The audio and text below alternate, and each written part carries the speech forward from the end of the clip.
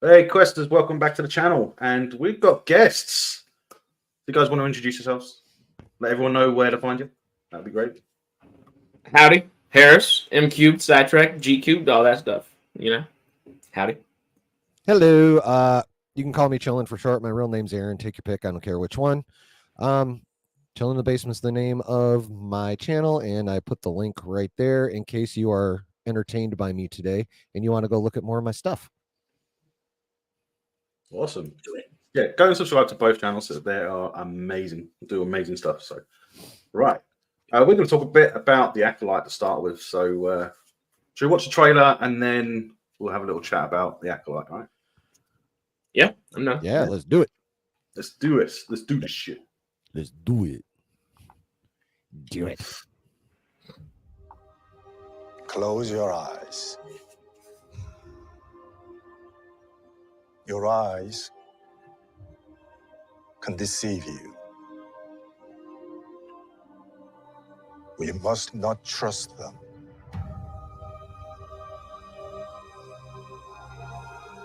Tell me what comes into your mind.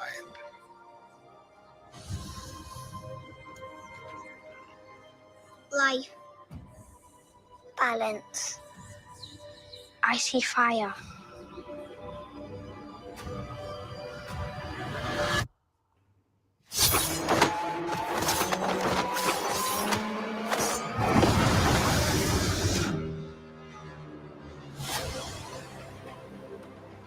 Someone is killing Jedi.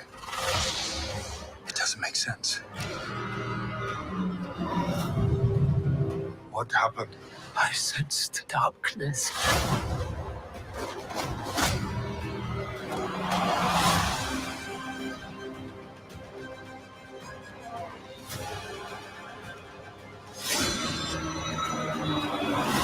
This isn't about good or bad.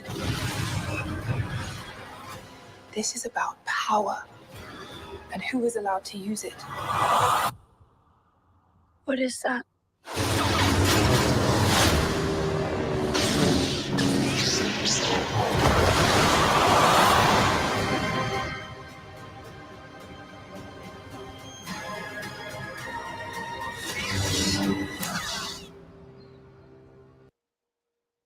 Okay. So, thoughts? I love the cast. Cast is dope. As a trailer itself, forget what it's a trailer for. As a trailer itself, that's a cool fucking trailer. Yeah, it does look cool. As a trailer itself, that's a nice trailer. As for the show it happens to be about, I've only got a couple concerns. One line she dropped about it not being about good or evil is, I mean, it looked like an evil-ish person speaking it, so I can understand, but that's like directly contrary to like what George set it up as, which is the whole thing is about good and evil. So I want more context when I actually see the show. So, hey, David. So, oh shit, I didn't turn on the comments. What the fuck? I'm waiting to see how it's like full context around that statement, but you know that just on the face of it, you know, headline, that's going to trigger some people. Yeah. And then of course the big one, Council Member Ki-Adi-Mundi. The Sith have been extinct for over 1,000 years. They're gonna have how they're gonna handle not breaking that is going to be interesting to see. That's my biggest concern. It's a bigger concern than that one line, but that's my biggest concern is how they're gonna stay true to that line. I mean, there are other like dark side cults out that aren't necessarily Sith related, and they could do that maybe. But I worry that they're not going to take that. That would be the easiest, most sensible route. Both easiest and probably most sensible. Yeah. But knowing Lucasfilm at the moment, as much as I'd love for them to take that route, I don't know if that's the way they did. Did those cultists actually have the red blades and everything, or? Because that was a red blade flying through them trees in the trailer. So that's what makes me concerned. If it was just a dark side user with, you know, like stole a Jedi's lightsabers running around, what the hell ever. That's cool.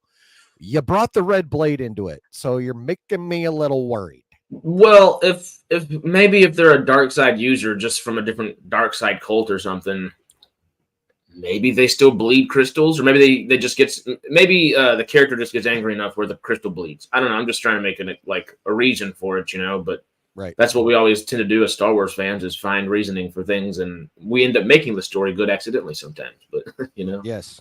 Well, yeah. Well, that frequently happens with all our IP lately. We, the audience, are coming up with way better ideas than the studios themselves. But that's a whole stream in and of itself. Yeah. Yeah. But yeah, so like outside of those two concerns, I am optimistic. I think the show looks cool. I like the premise of someone sneaking around and murking Jedi random. Well, maybe not randomly, but just sneaking around murking Jedi. I like that aspect of the story.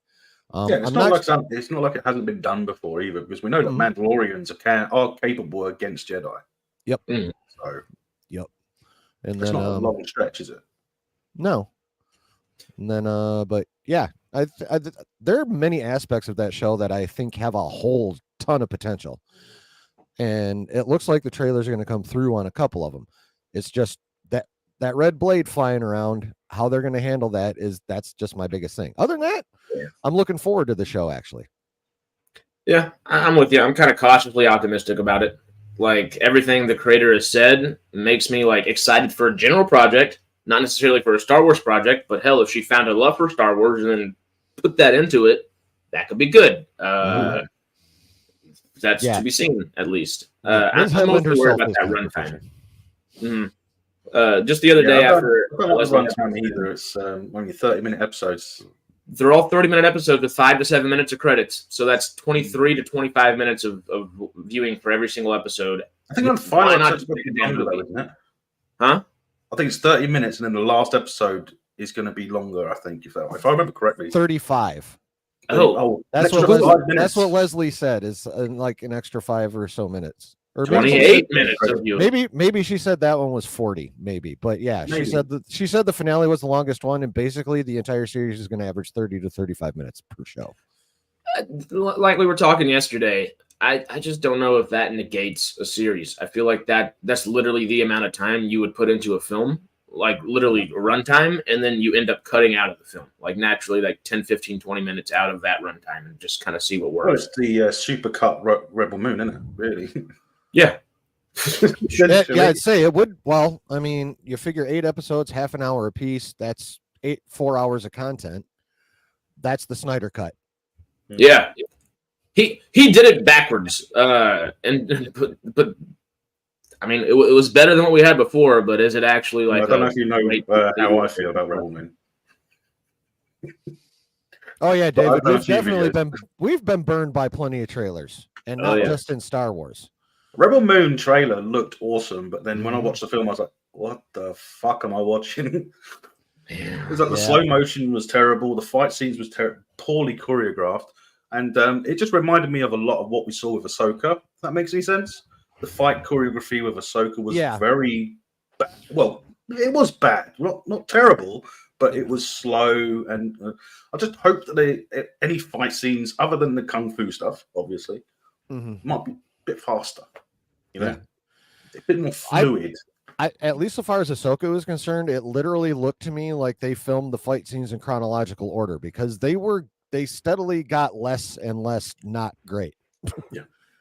Well, I think besides that last episode, maybe that last episode, those fight scenes just weren't as good as maybe what they did in episodes. Well, hell, I don't know. Even when they introduced Demonis Fondi, like, I mean, what's the character's name? Good Lord. Sorry, that old Yorkshire geek. When you say that, I'm sorry, but have I still got it on here? Steve!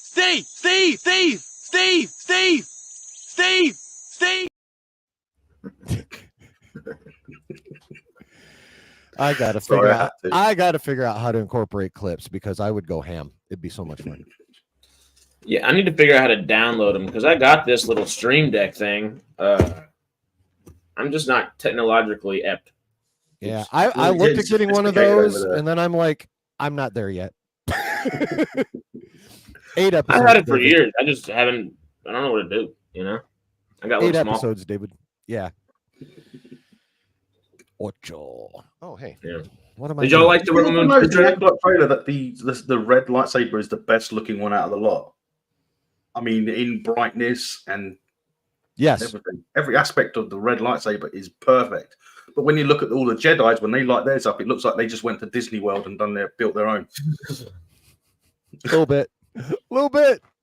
It does Yeah. just a little bit. They seem very dull. They're not bright like we used to seeing with a lightsaber. I mean, Yeah. it's a lightsaber for a reason. It's bright. Well, and they we just can- look dull and looks Yeah, like the batteries are dying. We can hope in the intervening months they clean a few things up from the trailer, like they see it and clean it up, because it's still 4 months away, 3 months away. So June 4th, right? Yep. Yeah. So I yeah, think it kind of 2.5 goes into months that. away. Yeah. I think it kind of goes into that like runtime complaint is just like the scope of the show. I don't know if they know the scope and scale that they actually want. So it kind of feels like that sometimes. Obviously Obi-Wan and everything else. But besides Andor knew its scope and scale, which was nice. But I don't know. I'm worried that this feels like a show that should be, like we mentioned it yesterday, and I think a lot of other people have talked about it online too, is like it should feel like a House of the Dragon level show. It should feel like a Game of Thrones or a Shogun level show. Like it should bring you into that world and really like enthrall you with it. They did it with Andor. They can do it again. Like they've shown that they can do it.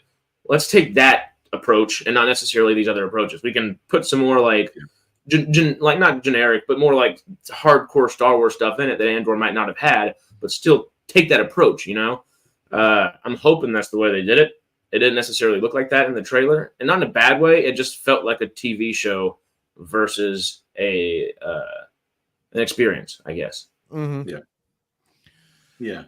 I'm just worried about the was it Headland said it's a they're going for what was it? I've forgotten. They're going for Andor meets what was it? What was the other one she compared it to? I don't know. I didn't actually go in and read the entire article, so I don't have all the quotes in my dome. No. I mean, she did say some like actually really cool stuff in that interview too. So yeah. But then she said that right there was one of the reasons I actually have a little bit of hope that she won't go completely ham on the rest of her beliefs and actually will like give us fucking Star Wars. Well, I hate to even say it, but like, and this is one of the times where I think Star Wars fandom, particularly, where everyone, you know, toxic fandoms, that's a very like it's everywhere, sure, and people are like that. People get pissy about the things they like. It's natural. We're human. But typically, you know, it can be a little like heavy-handed on different people, and like, you know, one part of a fandom will like attack somebody. This, I think, was when she said like I've never seen Star Wars and I don't necessarily like care for Star Wars particularly. You deserve a little attack when you're going to Star Wars making something like that. But I think this is one of those times, like that Sonic trailer, that it worked in a way, because those interviews, I didn't watch them or read them all either, but the ones that she was saying, like, I watched Star Wars and it like changed my life. That stuff, like, I mean, she could be acting a little bit, but also like you watch it, there's no way it doesn't change your life to a degree, just especially as a filmmaker's perspective, and someone who, if she'd never watched it and then like, oh wait, literally every movie after this movie is like based on it to a degree. Like they're borrowing something, at least a scene, a character, something, you know? So hopefully she takes that into account. I don't know. Fingers crossed. Cautiously optimistic because of all that. This is interesting. I think David's right. I think it might have been better as a 2-hour movie or something along those lines. But that would have just been like the original plan for the High Republic, wouldn't it? Really. And Obi-Wan, it's pretty much the same, isn't it? Obi-Wan was going to be a trilogy too, and yeah, what we got. Yeah. Have we all seen the Patterson cut, by the way, since we're talking? No, I've always wanted to, and I just never sat down to. Oh, dude, he took that show and literally, at least in my opinion, did as much as you possibly could without remaking it and making it like something palatable to watch all the way through. It's like 2 hours, 20 minutes, I think it is. Not bad. But it's right on his website, kaipatterson.com. Oh, I'm going to have to type that up as we're talking about it. But I'll take a look at some point. Yeah, it's I'll have a really look good. after the stream. I mean, most of what he did was just cutting a bunch of shit out and like, making it work afterwards, but it's good. He rearranged the order of some of the things too, huh? Mm-hmm. Yeah. Didn't he rearrange the order of like the Jedi that gets hung and all that? And no, he a lot of the stuff that happens in the spaceport was more so just edited down, and a lot of the excess crap was gotten rid of. That makes sense. I don't know. I need to watch it. I've always meant to. I don't know why I haven't. I mean, I took forever to get around to watching it, but when I did, I was like, huh? Wow. This is what we could have gotten? Yeah. What he gave us was as close as he could have gotten to what the dude who wrote the film script wrote. Yeah. Okay. He did the best he could to get it closer to that story. Cool. Which that was Ned Beatty, right? I believe. I don't remember who did the writing. I just remember reading the synopsis of the script and going, "This would have been so much better." And he's the one. He had Reva in his script, but he wrote his version of the character was much better written. Like no one would have been mad at her if she'd have been written the way dude wrote her in the movie script. Well, one of the things that makes me mad, full stop, is the fact that no one dies from being stabbed with a lightsaber anymore. Oh, sweet Jesus! Yeah. I mean, for the most part, yeah. Now, Sabine, that was a spleen shot, so that one was okay. But yeah, the rest of it was like, I don't care who you are. When Anakin Skywalker pre or post armor stabs you, you fucking die. That's just the way it is. Okay, I'm gonna end up taking over the stream if we talk about Obi-Wan too long. So I'm just gonna. Still, like literally, there are two deaths that you come back from in that from stabs, and it's just like, come on, like two. I mean, we can come back and we can just talk about this after we've. Don't get me started on the Grand Inquisitor. That was not an Utapawan. I don't know what's wrong with the Grand Inquisitor. Huh? What's wrong with the Grand Inquisitor? In Kenobi, every fucking thing. What's wrong with Kenobi? The vast majority of everything. There are about 98% of it. Like 3 or 4 scenes that are dope, and 2 of them break canon. Yeah, that's the issue. Like literally, the coolest shit like screws things up. Like, Yep. A New Hope could have been so different. Like, I don't care how much you hate Disney Star Wars. That walk of Vader's through the village was peak. And it was. It kind of showed the sinisterness of the Sith at that point, doesn't it? Shows what he's actually capable of, which you don't really see that kind of side to the Force powers, do you? The fact that he's pulling people out into the street and killing them by using his Force. Yeah, he didn't lay a hand or a saber on anybody. The closest thing we get are like literally, I guess, Maul and Savage and maybe Clone Wars, where like Savage is stabbing people with his horns, and then Maul and Clone Wars Season 7 when he's literally like ripping panels off that wall and slicing clones in half. Mm-hmm. No lightsaber, no touching them, just bye-bye. But that's animated. They don't usually allow us to divulge into that in the live action. Yeah. There needs to be an R-rated Star Wars.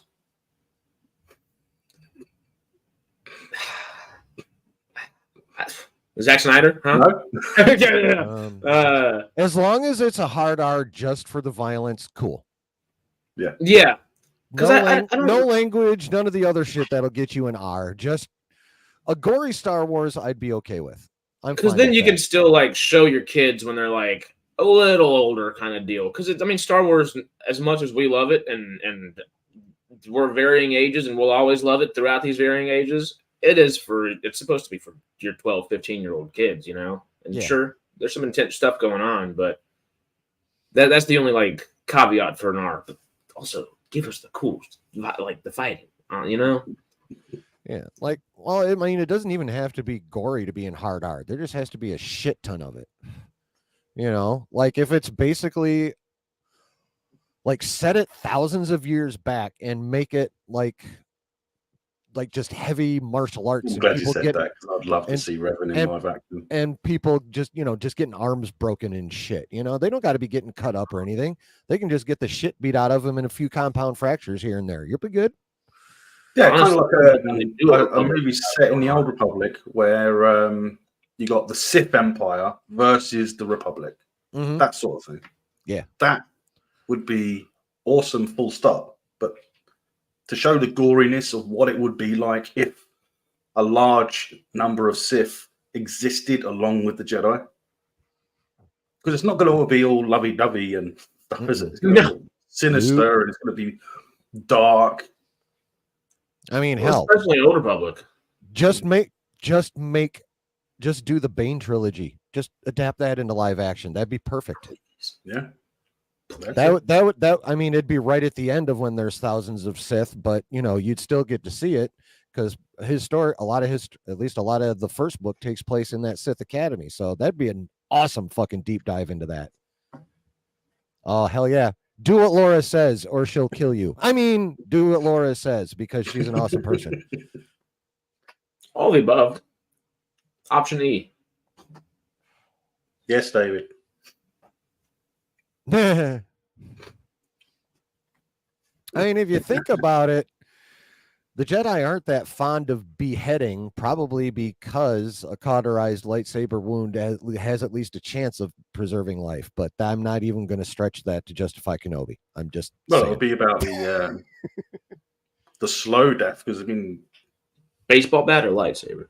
Yeah, exactly.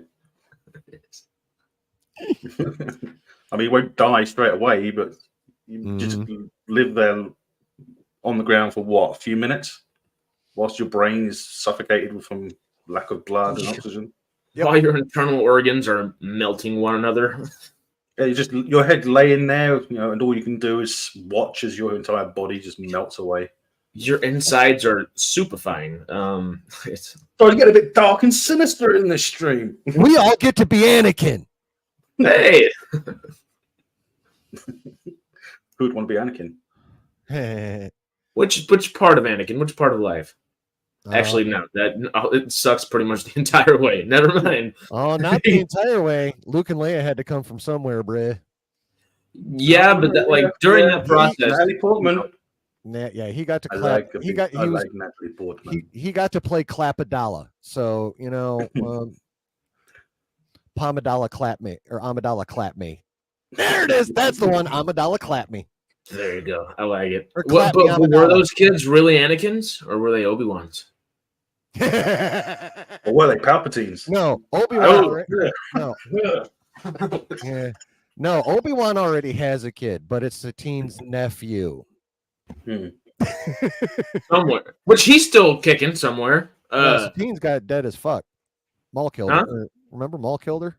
Oh yeah, I mean Satine, not but the nephew's still there. Oh, the nephew. Yeah, I believe he's still alive. Yes. Is it Bonteri or is it somebody different? Bonteri's rebel. No, Bonteri was one of the Night rebels. No, the other one. That's an important question. The Mandalorian cult, the Death Watch. Ah, that's right. Okay. Yeah, he was the younger from that. Mm-hmm. That's right. Yeah. Which liked Ahsoka. He liked Ahsoka. Yeah, the nephew liked Ahsoka, and Ahsoka liked him back a little bit too. She could have had some Mandalorian. Maybe that's where she's been for the original. She did have some Mandalorian in her. Go.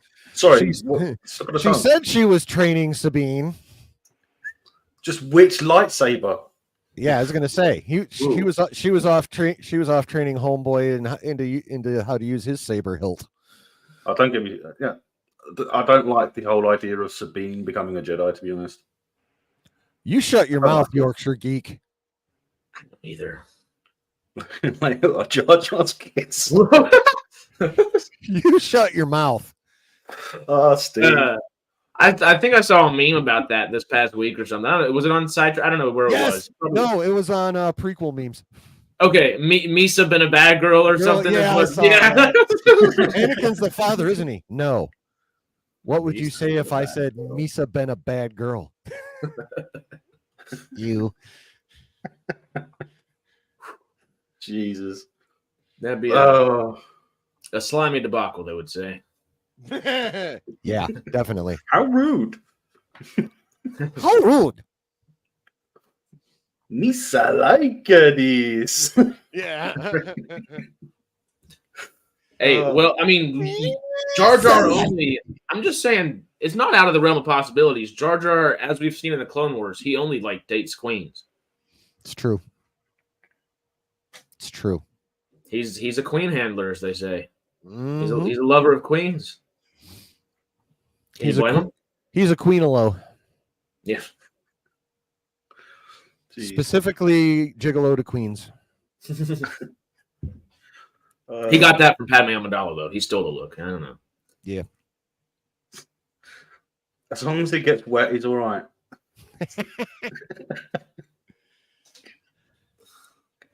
Oh, jeez. Right, I'm going to move on.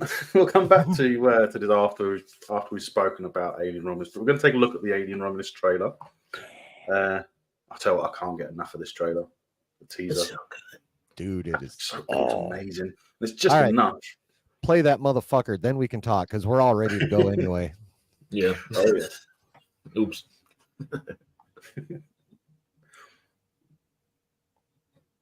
What? It's on Disney? Actually, it's going to be on Hulu, won't it? No, it's a movie. I'm lying. The Noah Hawley thing's on Hulu. It'll be on Disney Plus. Wait, what? Close your eyes. I was on the wrong one. Just make sure it's the right one. Is How did we get to Jar Jar's sex life? Very carefully, Mark. Very carefully. very carefully. It required Honest. it required following a meandering path. Yes. All right, let's look at this. Let's get it. Design so cool. Billy Alvarez.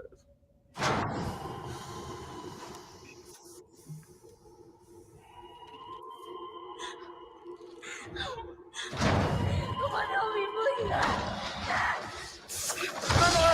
Please. Get it away from me.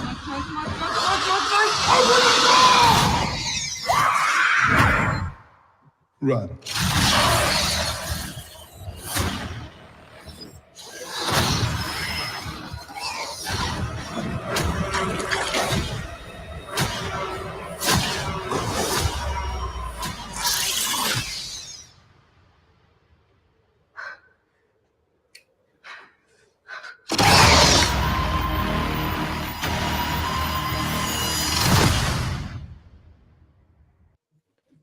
Hell yeah. Is anybody going to live? I don't know. No, you know, I froze it here because there's one sexy thing about this image. What is it? Everything. Her lack of It's venom. it's the bloody pulse rifle, mate. Oh yeah. That's the sexy thing. I can't think of any other weapon in sci-fi that I love more Really? than a pulse rifle. It's pretty cool. I mean, pulse rifles are Awesome dope. looking weapon. And it's not far off the technology we have, right? So we're used to that type of tech. It's just a sexy rifle. I mean, It's you're not glorious. wrong. You're not wrong. And the sound it makes is so different. I actually watched a video years back. Some guy took a Thompson rifle, converted it, and made a real pulse rifle, 9mm, had a counter on it. And when he fired it in the desert, it sounded exactly like the one in the movie. What? I'm not even joking. So it kind of proves that they must have made some blank firing versions of that weapon. Real fireable weapons. Wow. That, or at least based it off of science, and when the science was literally applied, that surprise. It actually fucking worked. It actually works and sounded exactly the same as the That's movie. crazy. Just saying, Ridley Scott ain't perfect, sure. But damn, he has some great stuff. And there's a reason he has like a spot in the greats, you know? Mhm. And the fact that they're going back to practical effects, and was it the aliens? The alien have 8? Is it 8 puppeteers for one alien moving around? Remember. I don't it was remember, but yeah, it was 8 all puppeteers. practical. I don't know, but Well, I love it. I love it. I can't wait. I guess the question is, do you guys even want to see a full trailer, or is that just enough to get you to see it? I would like a little more of the characters, maybe, but other than that, I'm good. I'm just. I don't know if I want another trailer. If it were a different genre, if it was like leaning more into the sci-fi and not so much the horror, or if it was leaning more into the action, where I think it probably bridges the gap of the three pretty well, mostly because it leans into horror.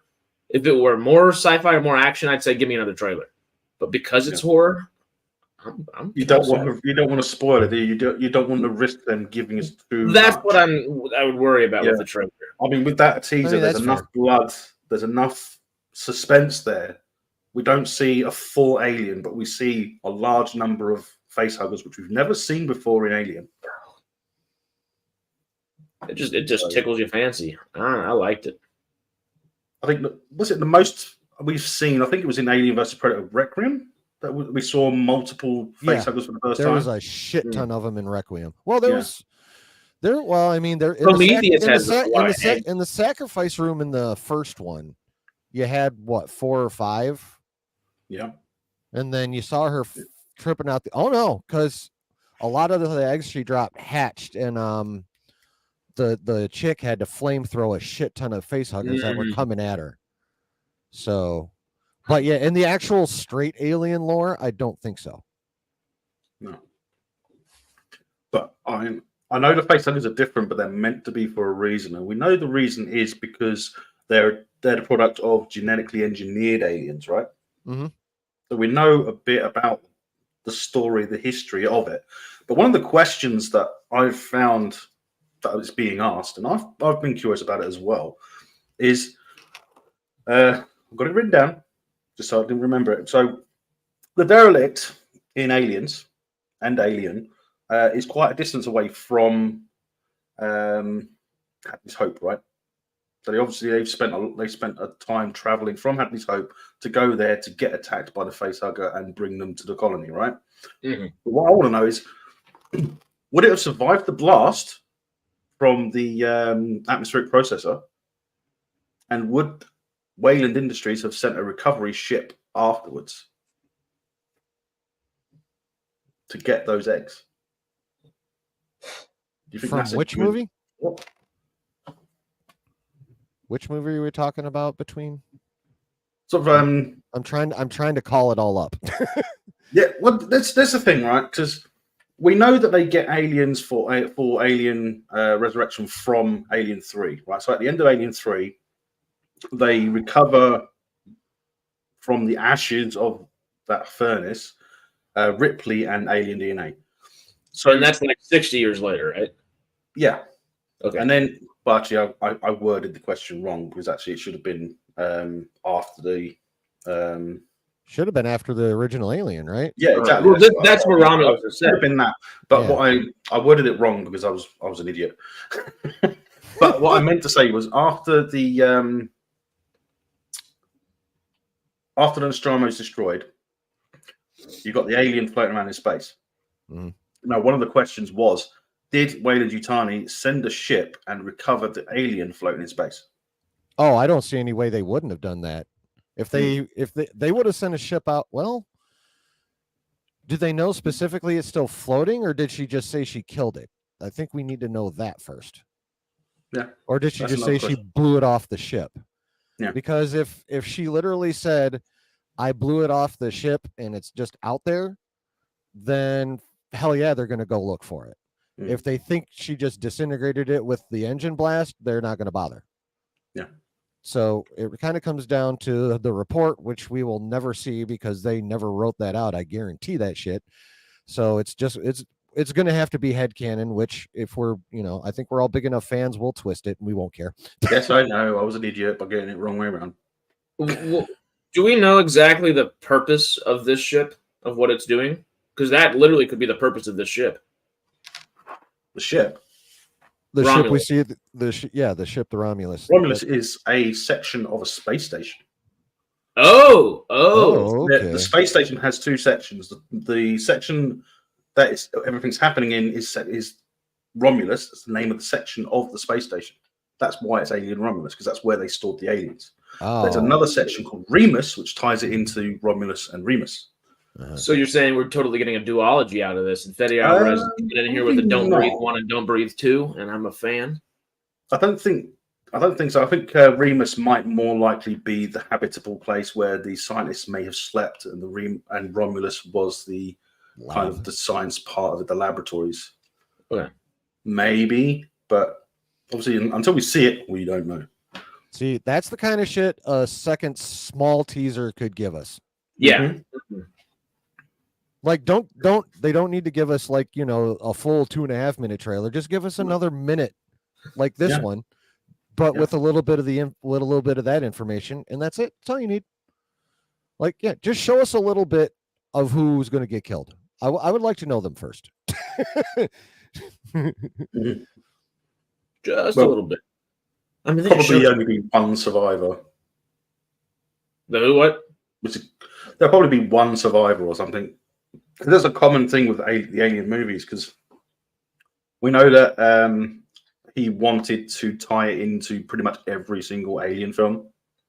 So that's why there's they took the DNA back to the black goo from Prometheus and Covenant and stuff like that. Ooh, but he I'll wanted bet to you fill that in the lab gap. has some engineer technology in it then. Mm-hmm. Oh, yeah. Yeah. But it's just, as far as I'm aware, it's a small connection to the reboots or prequels, whichever one you want to call them. But so it's not a huge connection, which is why people are not concerned with it. Because obviously, Covenant and Prometheus, they weren't very successful, were they? If you think about it, I mean, overall, no, not compared to to the engineers or the filmmakers we've always known. But you can't compare them because they were already set. They were automatically announced as being set in a different universe anyway. So it's a completely different chain of events, right? So it makes sense that if that was set in another universe, like they said, maybe this is just a link back to the fact that the aliens were genetically engineered. Wait, Prometheus is in a different universe? Mm-hmm. I don't think so. I always thought Ridley Scott said it was directly correlative. It was originally going to be a prequel, then it was a reboot, then it's a different universe. So it's all got tied up and mixed up together. I like to think of it as a separate universe, which is what it was originally said to be. I don't remember that. Yeah, because I always just thought that my understanding was it all takes place in the same timeline. The engineers obviously were way further forward, and then when their worry when they created humanity, and the reason they didn't like humanity was because they realized we were going to create false sentient life at the same time, aka David. So when we brought David to the planet to explore them, he created false sentient life, which ended up being the alien species to take us out. And then we, of course, David, I guess, sent aliens to the engineers' planet that was still living and wiped them out. So like it fulfilled their prophecy in a way and set the events of Alien in motion. So I found an article by Boris Kitt from 2019 that directly relates to this. So let me share the screen. That one. Oh, wait, what's going on right here? Boom. So yeah, this is from November 5th, 2019 by Boris Kitt. And that dude, I don't know if you guys know who that is. He writes for THR now. And he has been dropping some big scoops lately. Big exclusive. So he's in. He knows his shit. Attaway. All right. So November 5th, 2019. 20th Century Fox delivered the goods Thursday, giving a packed Hall H a first glimpse at Prometheus, director Ridley Scott's return to the science fiction genre. Prometheus look begin, blah, blah, blah. Get to the freaking quotes. Okay. Here we go. What brought him back was a desire to answer a mysterious question that he was surprised no one had ever asked about the Alien movies. That question could be the centerpiece of what we just completed. This is Scott. That said, that is the only DNA from the first Alien, Scott said. Huh? So is Prometheus a prequel to Alien or not? You'll hopefully understand what I mean in the last few minutes of the movie, Scott said. So do I, quipped another. Oh, Damon Lindelof. Yeah, so does Fox, snorted Scott. Scott also, that's all sets and bullshit. So even Ridley Scott is not being completely forthright about how consequential Prometheus and Covenant are to the OGs. At least 4 years ago, he wasn't. I can try and find another article, but that's what we get right now. That's the thing. It's a confusing thing with the Prometheus and that's,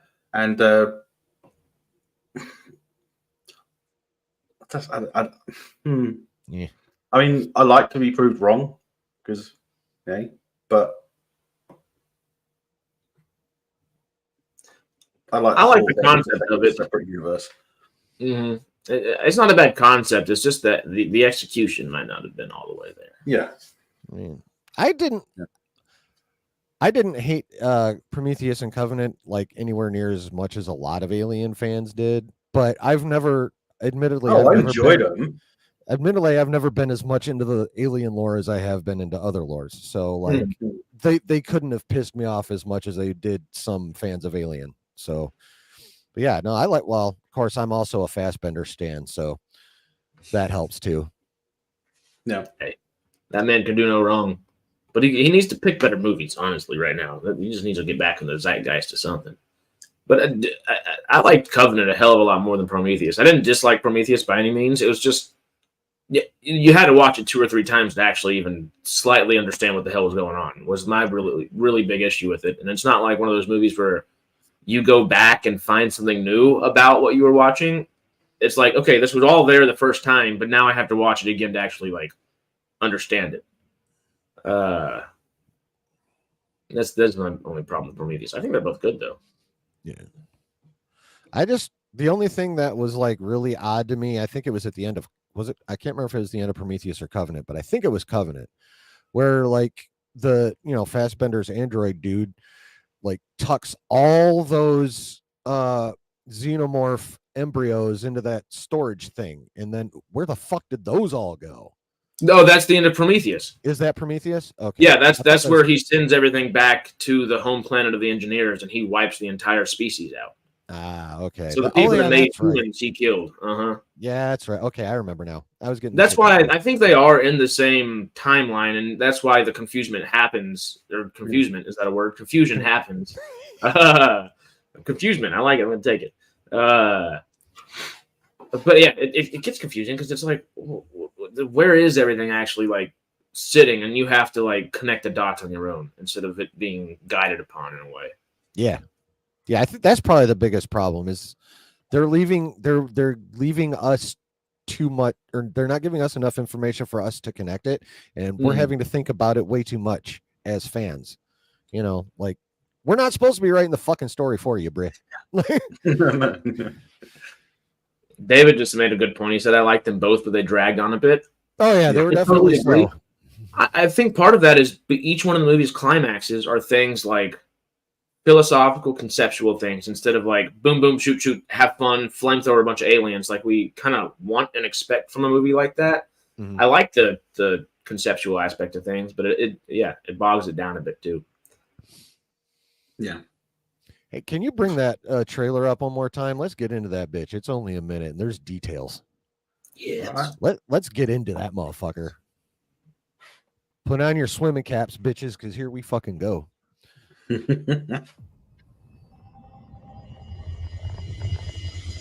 Looks so good. All right, and I love let this play. Just let this part. The aesthetics. Stop when we get to the what do you call them? Hibernation pods. Yep. Shortly. The aesthetic in this is incredible. The aesthetic, the set design. All right. There we go. Oh my god! Like, I watched I watched a couple other reviews of this trailer on the other channels, on a couple other channels too, and they were like, the sets are fucking perfect. The feel of them, the design of them, everything is like a complete callback to Alien, and I was like, you know It what? I fits think in they're between, right. it's just different enough to be Mhm. in between the films. Yep. And then I literally that night went and rewatched the OG Alien, and I'm like, motherfucker, they did nail it. Yeah, They and that's something they did on. They nailed it. They did it purposely. They didn't want to change anything. So from what I can understand, the tech, any computer screens and that is going to be very similar to the ones in Alien and Aliens. Yeah. It's going to be like Well, you could see bridge the that in gap. you could see that in the having- first hallway. They're panning backwards on. You saw there were some monitors on the side, Yeah, and they looked like they came from fucking 1980. yeah, and I think it makes sense to have that old tech because Mm-hmm. it's easier to move around because it's big, it's bulky. So anything breaks, it can be replaced. Whereas with modern day tech, if they put like a flat screen in the wall, then that one thing breaks inside that, they got to replace the whole thing. Whereas with a big Yep. screen TV or something, they can replace some of the parts inside. So Yeah, it's not totally. Yeah, for as sure. I think My buddy it's had all the a Tesla. modular thing. Yep. So But modular makes sense, especially with space travel. mhm. Mhm. I mean that was just the first thing that stood out to me though was Mm. like, holy shit, this. Yeah. For the most part, it basically just looks like they took the first one and just went in and digitally cleaned it up and then put it back. That's what it Yeah. looks like. Yeah, it does. The aesthetic is absolutely incredible. The sets look amazing. Everything looks perfect. Mm-hmm. Especially all that blood in that one over there, you know? Here's that's the other thing I wanted to bring up because I already have a theory.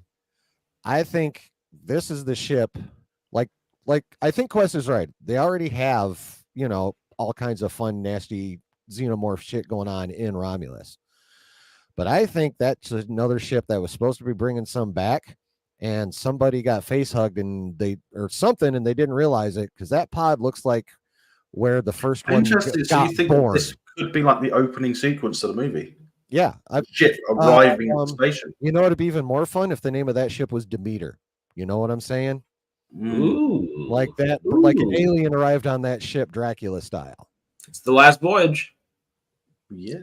That would actually be pretty cool if that was like the opening sequence and you're panning through the corridors and you get to the stasis pods and you see a blood and that's just the opening sequence, but you don't see anything other than that. You don't see anything, you don't hear anything. You got that creepy alien audio like they put in here on purpose.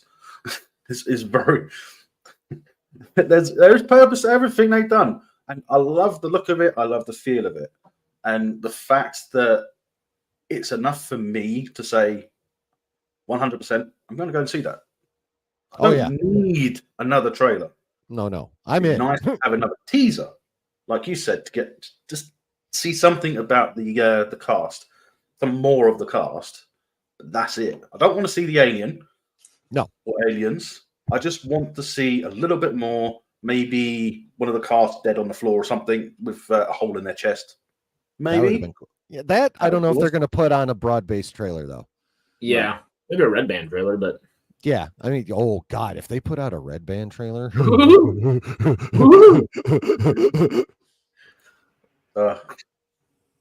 maybe put in a scene of an alien dancing on a counter, singing a song. If Aaron, your film theory comes to fruition with the Demeter or something like that, just if the ship comes in and is bringing that, and that's the entire sequence we just saw. Demeter or Demeter? Don't want another trailer, if that makes sense. You don't? If that's the case, I don't, because then we could jump into the movie like right. Yeah. No. Yeah. Bright-eyed, bushy-tailed in a way, Yep. Not so bright-eyed, bushy-tailed, I guess, because we just watched a whole bunch of crew members die. But you don't know, David. It shouldn't be called the Mary Rose. Yeah, but I mean, obviously someone died in some form in that hibernation chamber, whether it was because of an alien birth or because the alien was already loose while people were still asleep or just waking up. And that was the first one they got a hold of and did a really efficient job with. But it's one of the two. That frame didn't look like anything was like broken glass wise or anything. Oh, yeah, true. Bring it back up. No, it looks like they're just open. The lids are up. Okay, well then that has to be a birth then. Yeah, that's what I'm thinking. Maybe this could be the opening sequence, like we said, like I like that idea a lot. But they're all open because maybe there'll be something on a black box or something like a recording. We woke up through an emergency situation, that sort of thing.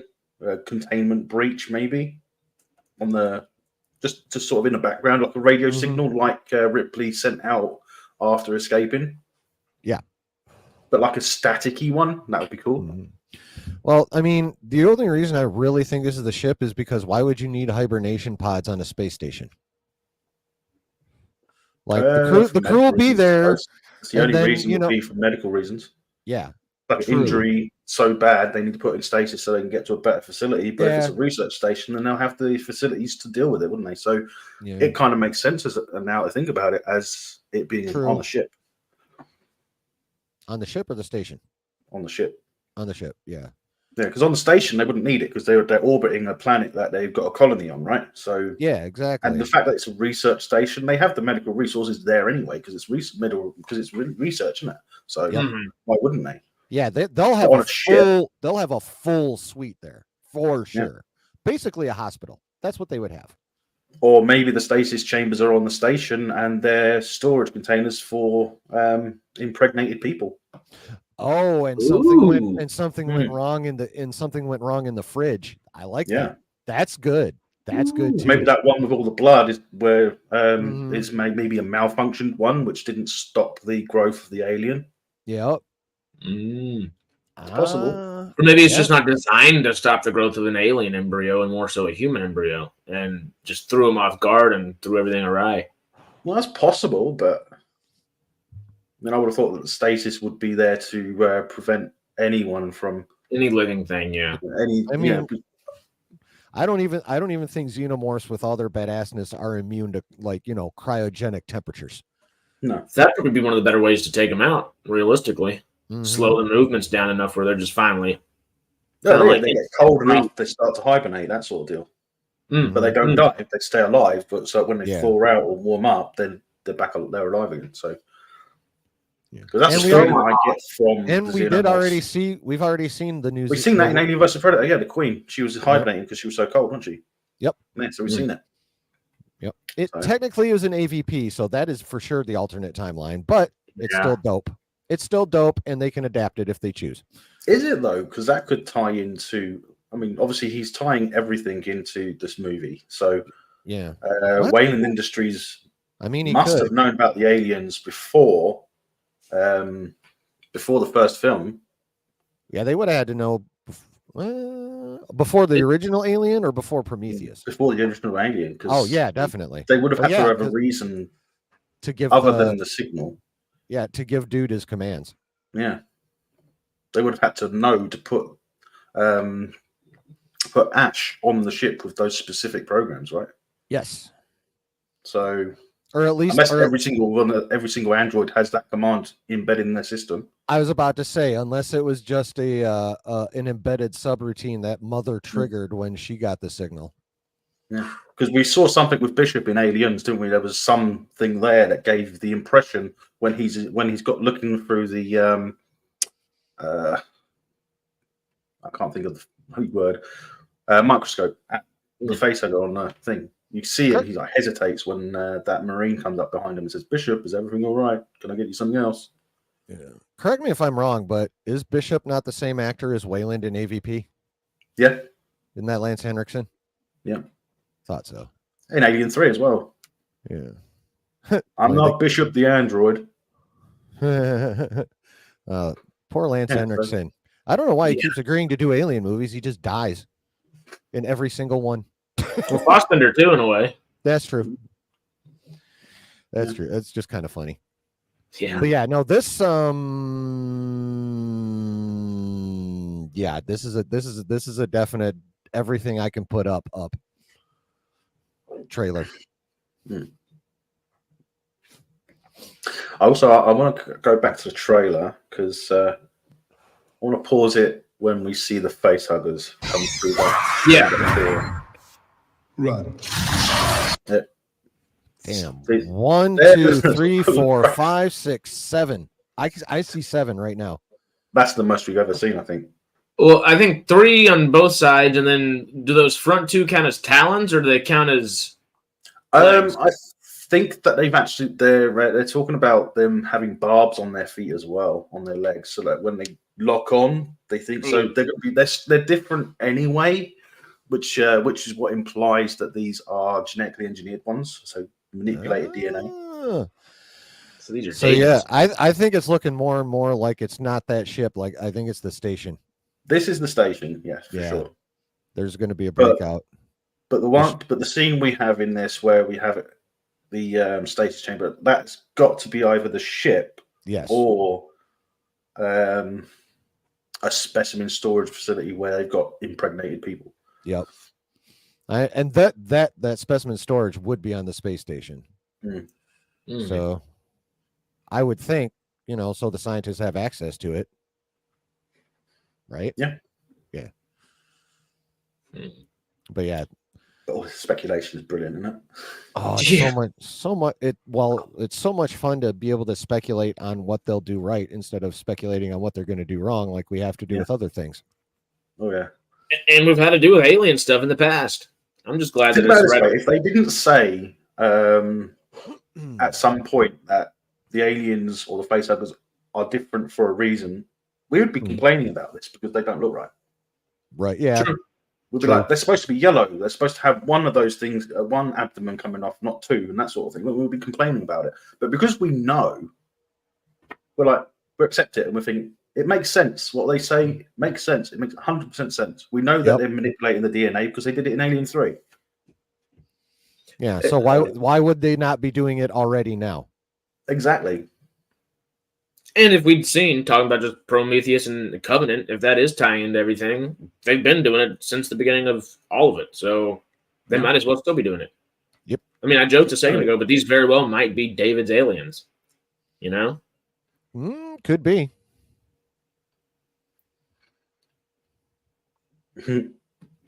My only problem is that I don't do cinema. So trying to avoid all the talk until it comes out on streaming. Wish they released it at cinema and pay-per-view at the same time.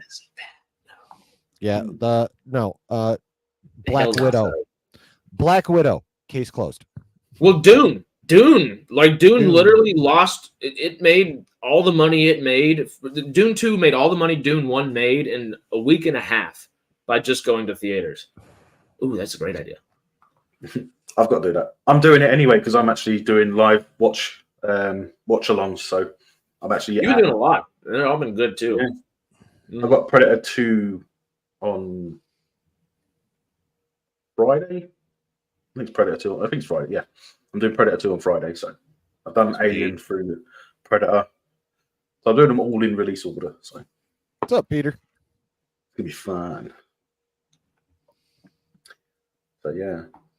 But also, I love you, David. But if you're going to wait 3 months, I know you're 45 minutes to an hour away from a cinema. But if you're going to wait 3 months for it, why not just take a weekend, take a day or something? Like take a Saturday for yourself and go see 2 or 3 movies or something. I have a similar problem. My problem is that most movies only come out for a week in the cinema where I am. So I've got a limited amount of time before I can actually miss it. Yeah, that makes it difficult. So rumors are scientists are experimenting with the engineer's black goo, but that's just rumor. Well, technically it is rumor, but the way is that they are experimenting with the black goo, but they genetically go back to it through the DNA itself. So it's not actually the engineer's black goo. It's taking the genetics back to it. So, yeah. The CGI. What? I don't know. I like the idea because obviously Ian Holm was a freaking android, so he could technically come back whenever. I'm actually glad that they're going to do it. Are they for sure going to do it? I think so. I mean, we haven't seen it in the trailer, obviously, but that model is supposed to also be a teacher, right? Because I think he's supposed to be a teacher for the kids in the colony on the planet when they escape. So he might not be in it for long, but he might just have like a appearance before they leave because they steal that ship to go to the station. Yeah. Okay. Well, that's better because my little confusion there was I don't mind them Supposedly, obviously using a don't quote me on sea that because I haven't seen it. Yeah, kind of like a Tarkin or something, you know. Yeah. But like same thing, like Tarkin, you can't. It's not that you can't, but it'd be much more difficult to have Ian Holm like running around the ship trying to escape these things instead of like teaching a class, and then maybe a face hugger gets him or something, you know. And then you see like a torn apart android later on or something. I don't know. Maybe. Well, we know there's an android on the station. I can't remember who it is. Who's it supposed to be? Because I think Ian Holmes' android is supposed to be Rook, isn't it? Yeah. So, who's the one? Who's the black android on the station? I can't remember who it was going to be. Well, I don't know. Who are all the androids we know of? God, I haven't watched anything past Alien 2 in forever, so or Aliens. I should. Well, in say. Alien 3, doesn't Ripley become an android, or at least partly an android, or something like that? I think that's how She they is brought an her. Didn't they bring her back? Isn't that how they brought her back for 4? No, yeah, it's genetic clone. She was a clone, and they messed up because she had alien DNA in hers as well, which is why she has acidic blood. Isn't she also excessively strong? Yes. Thanks to that. Yeah, that's what I thought. Yeah. Interesting. So she's Like I even said, I more got a hindrance for the aliens. Peter, they just have to get permission from the estate. That's all. Yep. And most estates, even if that, I mean, think about it. If your parent or your uncle or your grandparent had died, and someone comes to you and says, "Hey, we have enough of their videos and enough of their photos and enough just data and footage of them to put something together, and we will pay your family $250,000 to do it, or $500,000." They can't do it without permission. So no one's going to say no. You know, no. Very some few. people will, but yeah. Very few. Very few. Yeah. And she can play basketball like a motherfucker. She doesn't play basketball; she is basketball. Damn right. She dominates. They've renamed basketball just Ripley ball. Mm-hmm. Rightfully so. Well, at least they didn't bother with netball. Same game, different rules, right? Something like that. Except we don't have a backboard in netball. Ooh. And it's mostly played by girls, them or they. Just trying to be correct right now. Now, what about cricket and baseball?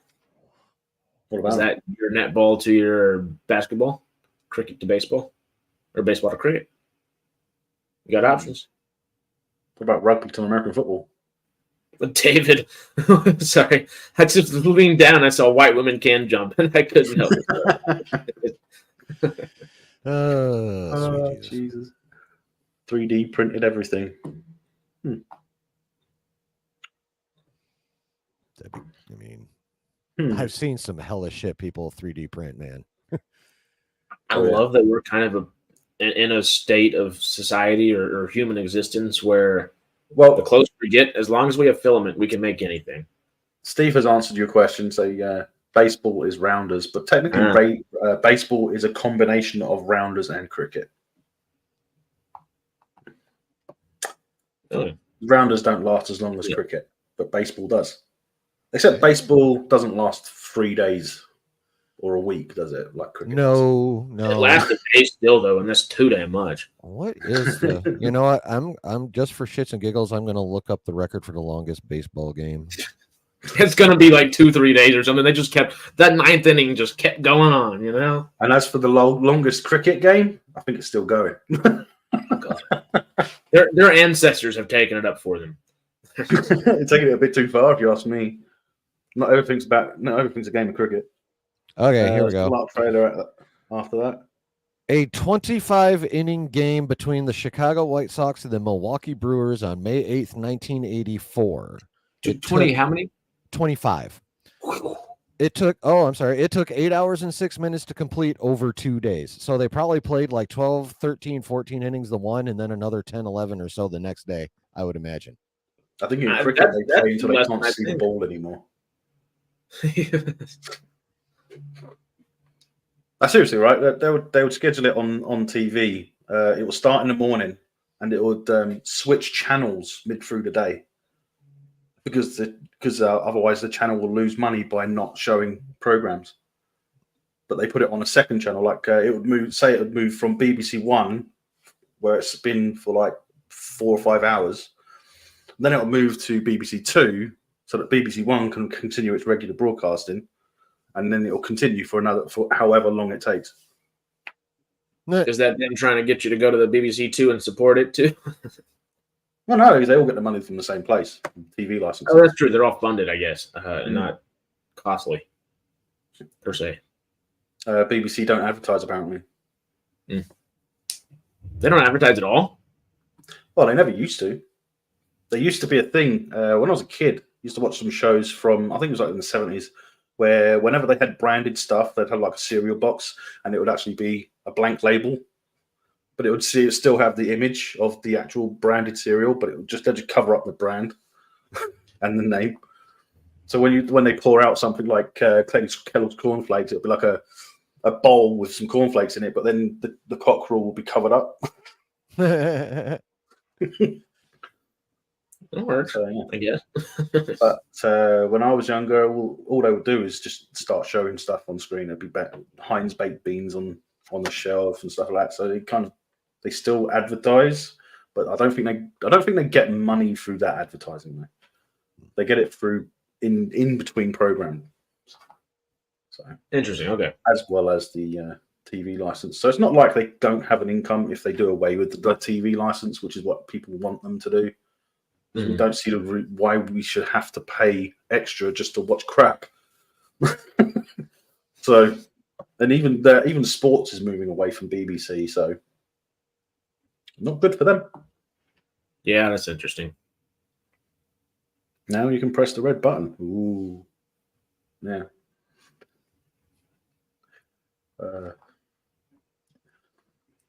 Right. Is there anything else in that trailer? Because I just want to watch it again. Just watch it. Just watch the last 20 seconds of it, 30 seconds of it. You are? Yeah, let's do her. Just yeah. Well, let's start from scratch.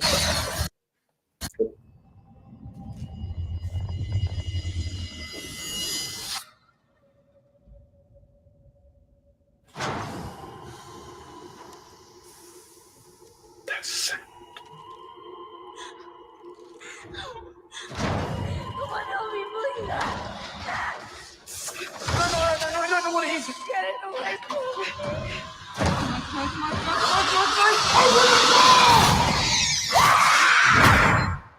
Can't get enough of this. There's something I want to talk about. That flare? Yeah. Now, is he discarding that flare because he wants to light that corner up, or is it because it's run down? I read it down. I read that it's actually a distraction for the xenomorphs. Do they like body heat or something? Like a T-Rex, Yeah. is it? It's an infrared thing. There's pseudo. Does the xenomorph see it infrared though?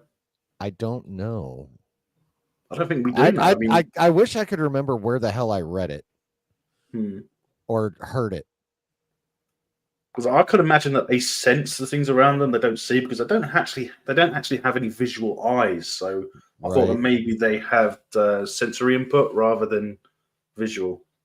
So the heat, although they would get something on their senses for the heat, they're not actually following it. Maybe echo sound or soft echo location, kind of like bats or something.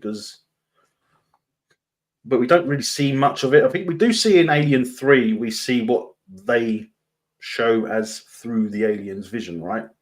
This kind of like tunnel vision type thing. But I don't think that's real. I just think that's there for just so we can see from that angle. That's the part where in Alien 3 where he's climbing the walls and ends up on the ceiling. Yeah. It's been too long since I watched that one. Yeah.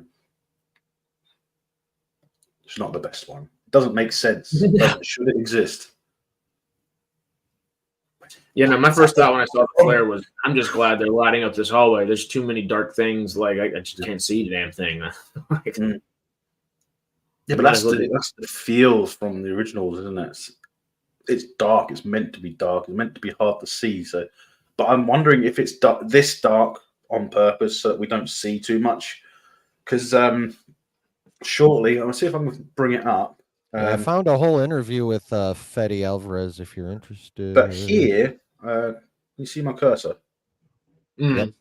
Yeah, around here, when she's running past this section, I'm pretty sure I see something move across here, like a shadow in the trailer. So I'm wondering if that's why it's dark, because there is something there. Because I think this is unnecessarily dark, right? Uh-huh. This is too dark. We don't need it this dark, unless they're hiding something. That, or it's the cheapest way to film it. Well, still, Justin, howdy. Saying that, they've got the lights on behind the grills, and that's a waste of energy. That's a waste of light. I mean, would they waste that on set? Hey, Justin. I don't know. Hey, Justin. I don't know if I'm can I slow it down enough. I don't know if it'll slow down enough. I'm going to slow it down to 0.5 and see if. No, No, I see what you're I'll see talking it. about. I'm pretty sure there's something there that moves in the opposite direction, but it's hard to make out. I'm sure it was. I could be wrong. I don't mind being wrong. Well, no, what you said makes perfect sense. Because if not, they're probably just being cheap and hiding as much as possible.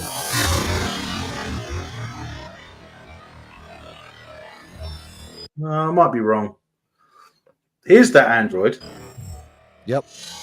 Well, the android's a dude. I'm going to mute it a second. But there is a scene where we see him from the front. I like that we see that one. Oh, there we go. Just missed it. That's the android. Yep, that's David Thompson. Yeah. Is that the actor's name? Yeah. Well, what I shared down there in the bottom is a full interview with Fede Alvarez where he talks about the trailer. Yeah, that. Okay. Oh, David Thompson used to be a basketball player for the Nuggets. Cool. And this is just from like Wednesday. Yeah.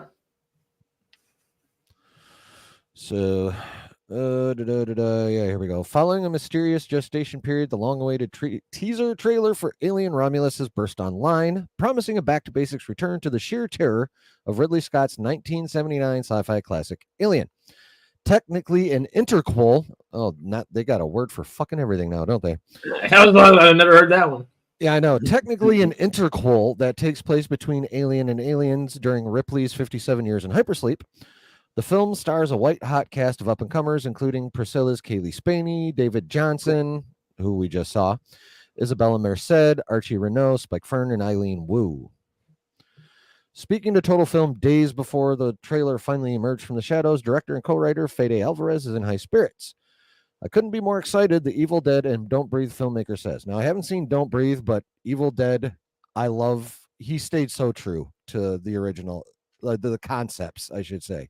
I fucking love it. So, and that also has me excited for this too. The way he treated Evil Dead, as well as treated Evil Dead, you would really like Don't Breathe as well. He's going to use the same amount of care with this, I'm pretty sure. So that's another reason I'm excited. Cool. I couldn't be more excited. He says, this is officially the first interview since making this movie. I haven't told anybody anything about it yet. But like a pharyngeal jaw puncturing a skull, TF is armed with probing questions to ensure the secrets spill forth. Total Film is what that is. Not seen the tantalizing, terrifying teaser yet? Go watch it, then come back to learn about the Nostromo-inspired design choices, how the title's mythological underpinnings connect to the film, the extensive use of practical creature effects, what's going on behind that Romulus lab door, and how the filmmakers gave Kaylee Spaney's new hero an entrance worthy of Sigourney Weaver's Ripley. All right, here we get some Q&A now. The first thing anyone watching the new trailer will be struck by is how your film's retro-futuristic production design recalls the Nostromo. Is it your hope that Romulus will feel of a piece with Ridley Scott's Alien? It was the era I was most interested in when we were thinking about making this movie and were suddenly faced with so many choices. Where do you start? That's what I wanted it to be, that era of science fiction, and particularly that physical space of the first movie. So it starts there, honestly. And there were narrative reasons why. It takes place 20 years after the first film. Technology in the world of Alien can change vastly, but I think it's not dependent on time. It's dependent on place, where you are. So the characters of this movie and the world are very blue collar. The technology is still very low tech and analog. And look, I'm a kid from the 80s. Any monitor with some VHS tracking issues puts a lot of joy in my heart. I mean, fair. I feel that. Yeah. Is the meaning behind the name Romulus explored in the film? It is, absolutely. It's based on the Romulus and Remus myth. If people aren't familiar, it's the creation myth of Rome. Romulus killed Remus. It's not a siblinghood that went down the right path. Alien Romulus is a film about siblinghood. A lot of the character stories are related to siblinghood. As you may know, Weyland-Yutani, which is the big company in the Alien movies, has this obsession with Rome and imperialist iconography. You really have to go deep into the canon, but a lot of the planets and a lot of names come out of the early Roman Empire, either from rivers or cities. And there's a station where most of the story takes place. It's called the Renaissance Station, and it's made of two big models that are connected. One is Remus, the other one is Romulus, and that's as much as I can tell you. There's a voice that we hear halfway through the trailer saying, "Run." Is that David Johnson's character, and is he an android? I felt I could detect a telltale android inflection in his delivery. That is correct. That is David Johnson, yes. If he's an android or not, you should watch the movie. Can you tell that from the current trailer? I don't know. But yeah, he's very assertive and cold in his delivery.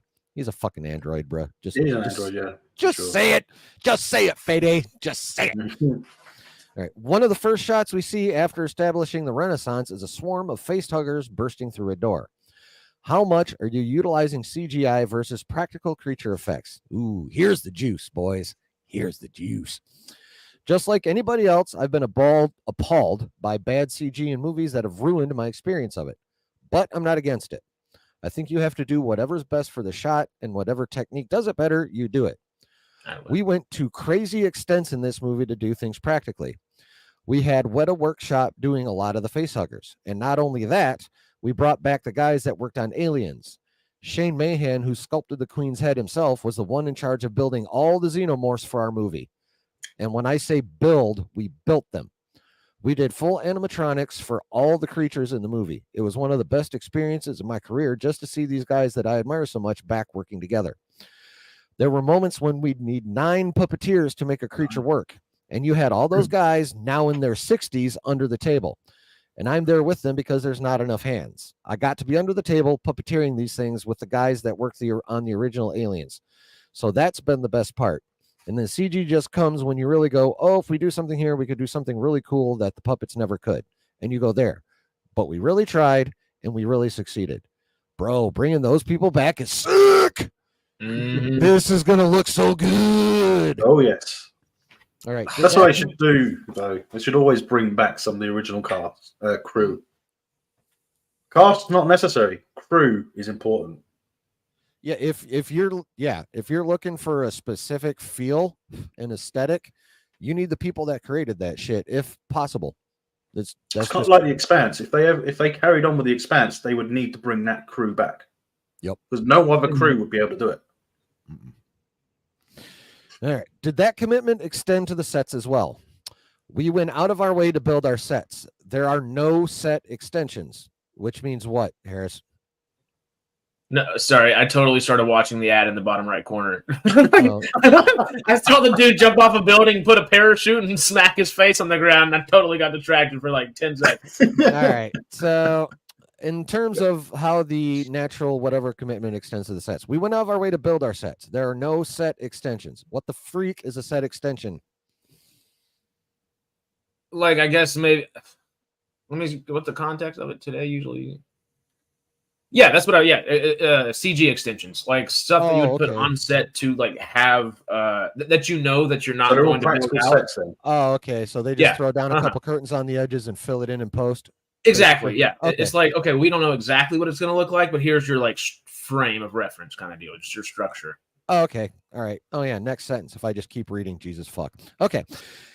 Today, usually you build the minimum amount and you extend in CG. For me, it's really about me traveling there physically and being there. I was in that station, which you saw in the trailer. I spent the best part of last year in that place. Yeah. You want to show up in the morning and go, wow, and look down the hallways, and it goes as far as you can see in both directions. You can get lost walking inside those sets, which is the way Ridley described the set of the Nostromo. Excuse me. You can walk around the whole thing and get lost in there trying to find your way out. That definitely happened here. We built everything until the last corner. In that respect, it was all old techniques. A lot of the approaches to effects, they were all based on way more old school approaches to movie making. I love this. I love all of this. The trailer features a brief shot of a door that has the words Romulus Lab, a Weyland-Yutani logo, and a wolf on the front. Is that a further connection to the Romulus myth and a hint that some kind of experimentation has been taking place aboard the Renaissance? Yes, that's the Romulus and Remus creation myth where the she-wolf gave them their special strength to build Rome. Weyland-Yutani, the company, they're obsessed with xenomorphs. It's one of my favorite parts of the movie, the mystery of what's beyond being chased by a creature. It is a research station. That's what the Renaissance station is or used to be. If you want a spoiler, you won't see the Renaissance operating in its prime, but yes, there's some experimentation going on in the station. Really, the movie is a survival horror, just like the first one. At the core of it, that's what the movie is. It's my favorite kind of horror when all you have to do is survive it. But there are many kinds of Alien fans out there, and I love a lot of the aspects of these movies. I love the mystery of what the company is trying to do, things that have to do with the creature, things that go beyond just running around and trying not to die. So for people who like that, like me, they will definitely find a good story. Kaylee Spaney's character gets a hero's entrance in the trailer. Is that a pulse rifle she's carrying? And is the shot a conscious homage to Ripley stepping out of the cargo elevator on her way to the Queen's Nest in Aliens? Yes. Confirmed that it is a pulse rifle. It's a previous model. Yes, and yes, it is a pulse rifle. You have to think that our movie is decades before Aliens. So the pulse rifle, as people know from Aliens, has not been invented yet. We can go really deep into the canon rabbit hole, but the pulse rifle was invented a few years before Aliens by this in general. This is a precursor, but it's technically pulse technology, what she's holding. And yes, of course, the story called for a moment when she was coming out of an elevator. And obviously, you don't just walk out of an elevator casually in an Alien movie. No, you don't. Right? So when we were about to do it, we all knew if you walk out the elevator, it better be an incredible shot. So we took a lot of care, making sure that she stepped out of the elevator in the coolest possible way. What is her name? They call her Rain, but her real name you'll see in the movie. It's Rains with an E and an S. Do you see Rains in the lineage of Ripley, the resourceful, capable every woman overcoming the odds? Everything is related and different at the same time. As fans, the thing you always want with these movies is the same thing again, but different. That's usually how you want to approach these characters. She's a younger character. All the characters are very young. That was inspired by the beginning of the extended cut Aliens. There's a shot that really inspired the whole story where you can see all the kids running around the corridor on Hadley's Hope. I always thought, wow, what would it be like for those kids to grow up in a terraforming colony that still needs another 50 years to be habitable? You're probably going to take the same job as your parents. What's the hope? I thought, wouldn't it be great to catch up with those characters? Not exactly those characters, but that type of young kid growing up in a Weyland-Yutani shake and bake colony and see how their life would be when they reach their early 20s. What do they want out of life? Do they want to stay there and do what their parents did, work the mines, work the farms, and that's it? Or do they want more out of life? That's what kickstarted the whole journey of this character. It was something I was always fascinated with. Maybe it's because I'm from Uruguay and the idea of growing up in a place where you know how far you can get and the things that happen there and the things that will never happen there. So at the time, I was always connected with those characters. Ridley Scott is a producer on the film and had high praise when you screened it for him. Does Romulus pick up any plot threads from his Alien prequels? Here we go. This is the way the movie works. If you haven't seen any Alien movie ever, you'll have a great time. You won't feel like you're missing out on anything. But if you've seen one or more, oh boy, you'll have a blast. At least I hope you will. The reality is that it is a standalone story, but it's filled with references to every movie. It is truly a love letter to all the other movies. I have my favorites, but I will love them all. Every time I went to the theater to watch an Alien movie, I had an experience that would stay with me all my life. Even the ones where I'm like, I'm not sure that's what I wanted, they still stay with me. So the movie has connections with absolutely all of them in their own way. The experts will be able to tell, oh, that's from this is from over there. Maybe it's a piece of gear. Maybe it's a reference to a story that is connected. Maybe it's a character that is actually connected to another character from those movies. It's truly filled with it. I did this with Evil Dead back in the day. When we made that movie, it was really about making sure that it didn't matter if you'd seen previous Evil They Dead are movies. precious. They are precious, though. But if you knew, you'd feel it was tailor-made for you. So again, if you haven't seen any of the Alien movies, you'll have a great time. Well, I'm good. Yeah, I'm good. Yeah. If I wasn't already convinced by that teaser, I am extra convinced now. Yeah. August 16th. Yeah, it seems like Prometheus and Covenant, they're going to tie in just simply by the black goo, right? That's what I'm getting from that, because he said they're all going to have their own little bit. Yep. Yeah, he So- said it could be something as simple as, one piece of gear. So like a fucking helmet or something. Well, You like know? if it's a big lab, Romulus is a lab, they might have a piece of engineer equipment that they're like re-engineering or something. Like it's just a piece of gear. It's a weapons division research station, isn't it? So that pulse rifle could be the prototype. Oh. So it would make sense. Yeah. How do But let me ask you this: how, like, for a U.S. Marine, how old are the weapons that they use? The For a US design, I Marine. mean, like they use the AR-15 or the M4 now, don't they? they never Mostly use AR. Or the M4. Mm-hmm. Yeah, I don't know how often they update their weaponries. Yeah, Yeah, because it was the M16 until the M4, right? Something like that. yeah, they wanted the Yeah, well, reliability. I mean, and they use the durability. M16 for fucking ever though. Like they've had that since Yeah. Nam. That's the American AK in a lot of ways. It really is. Yeah. It really that is our AK. Mhm. It's our classic machine gun. It's the Jeep of But guns. it's still just whatever. 5.56 on the M16. I can't remember if it was 5.56. I know the M4 is, and the AR-15. Pretty sure it's a 5.56, isn't it? But I liked Barrett. They did a replacement for the M4 or the AR. The Barrett 6.56, mid-range caliber between the 5.56 and the 7.62. Had really? more stopping power than an AK-47, more range than an AK-47, and was Well, well, the Army was pretty getting 2 interesting. new rifles from Sig Sauer as of April 20th, 2022, the XM5 and the XM250 automatic. Well, So, yeah. we've just the British Army have just adopted a new variant of the L85, which is they went from 7.62 to 5.56. I think they've converted the magazines as well, so that we can use M4 mags. Full Metal Jacket. Hell. Actually, I think it was brass. No, I'm just. Oh, Brett. Or copper heads. No, I just had. God damn it! Now I'm brain farting on the movie. Full Metal Jacket. Yes, thank you. That was the name of the movie. Jesus fuck. But yeah, I was having a Full Metal Jacket moment, saying the name of the movie and forgetting I actually just said the name of the fucking movie. Kubrick. Kubrick designed it that way purposefully, of course. Peter's right. The 911 pistol, the Colt 45 911 was originally in 1890s because they had a prototype variant which didn't look the same. Yep. Oh, really? As well, they had the pistol grip, and then the magazine was at the front of the prototype, and it had the 6 shots. No, 7. It had 7 shots. Ooh. Which is That's a good way. has. That's a good way to fuck with people, man. They see you coming at them with a revolver, they count 6, and they're like, "Ha ha!" Blah. It's like I waste these 6. Yeah, that'd actually be a really funny little, like, not funny, but it'd be a good scene in something. Like a surprise. And the best variant of the 1911 I can think of is the one that they use in Wick, John Wick. It's the Sand Viper. Cool. Mm-hmm.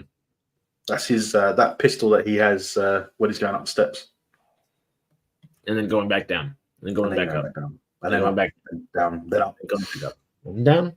You idiot! You didn't shoot. He's so focused on walking, he's not shooting. Then he's focused on shooting and not walking. And then whenever those aren't happening, he's falling.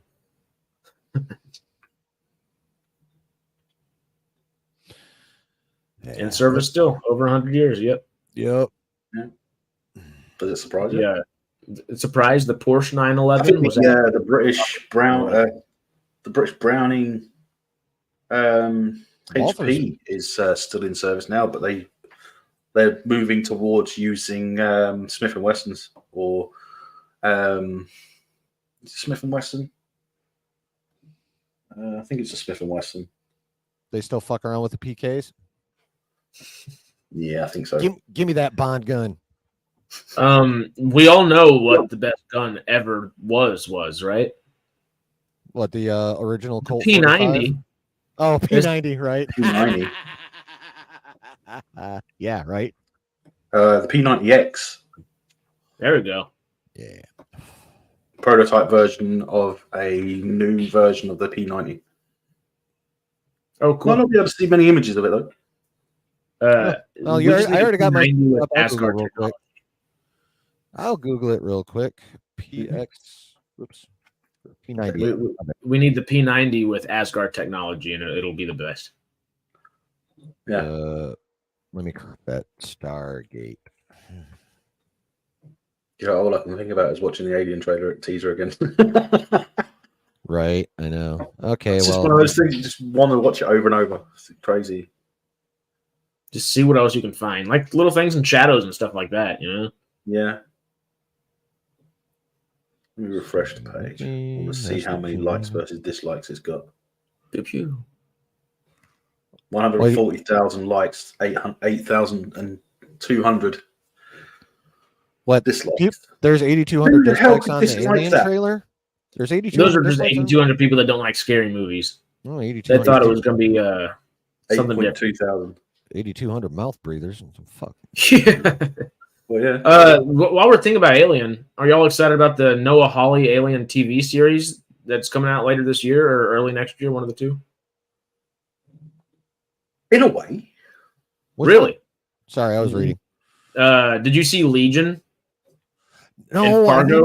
I need to go back and watch Legion. You're talking like the Xavier's Kid show, right? Yeah. Yeah. The I need to X-Men go show. back. Yeah, I need to go back and watch that one. The guy that made that and the guy that made the Fargo TV show that's going on right now still, he is doing an Alien TV series as well. That's I think is supposed to tie in to everything. Yeah, they were announced around about the same time as well. The same. Almost, I think it'd be the same day. Yeah. I mean, it that- spoke about this year, and people were like, "Well, we're going to get lots of Alien stuff."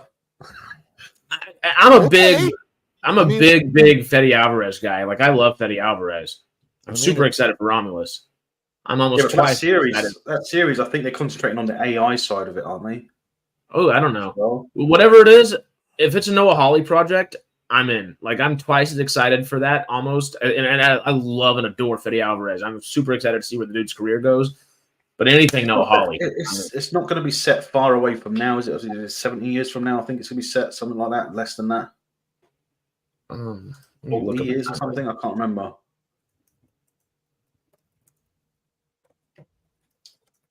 I know it's before Alien.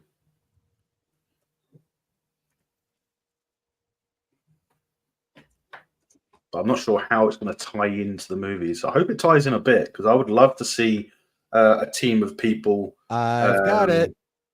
Go against some xenomorphs and maybe even a predator or two. Maybe some new aliens as well.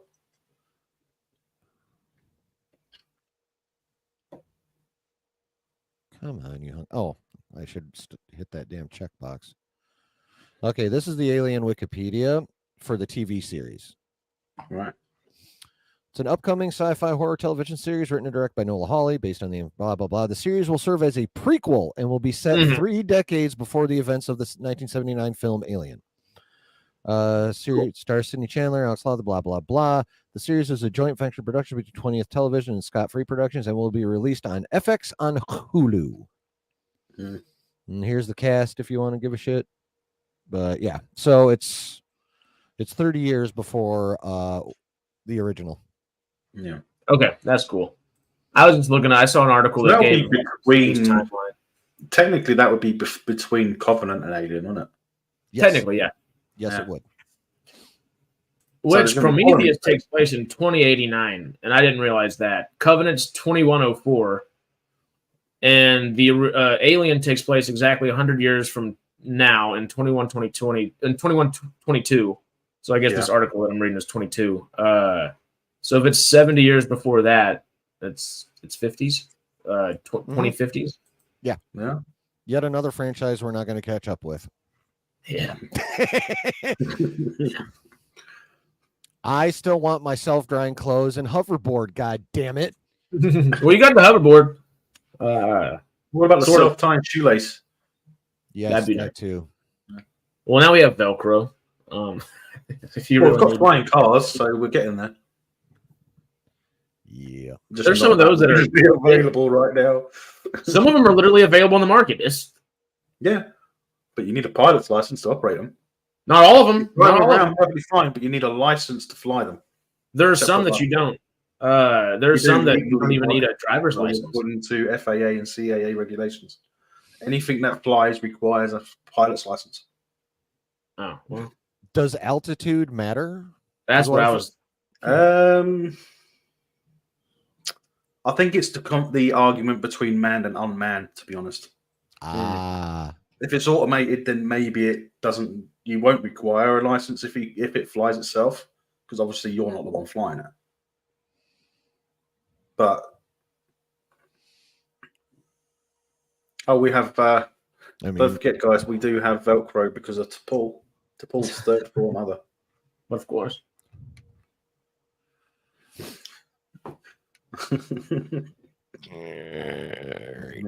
T'Pol. bear with me, boys. I need a couple minutes. I'll be back. No worries, man. Oh, God damn it! I gotta. Oh, because it's not because I'm signed in. It's because I'm not signed in as me. Because I'm like, where's my fucking avatar?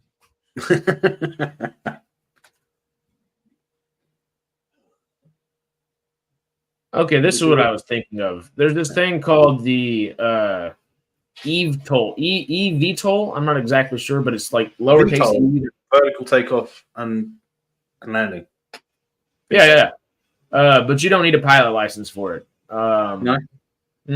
But it's $190,000, so you might as well go pay for a pilot It's license. just to get one of those cheaper. arguments where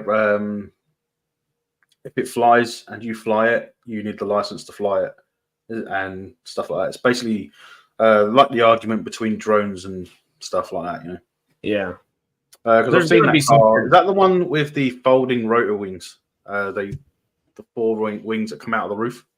They like lift up and then fold out, and then they got like the quadcopter type thing on the sides, on the ends.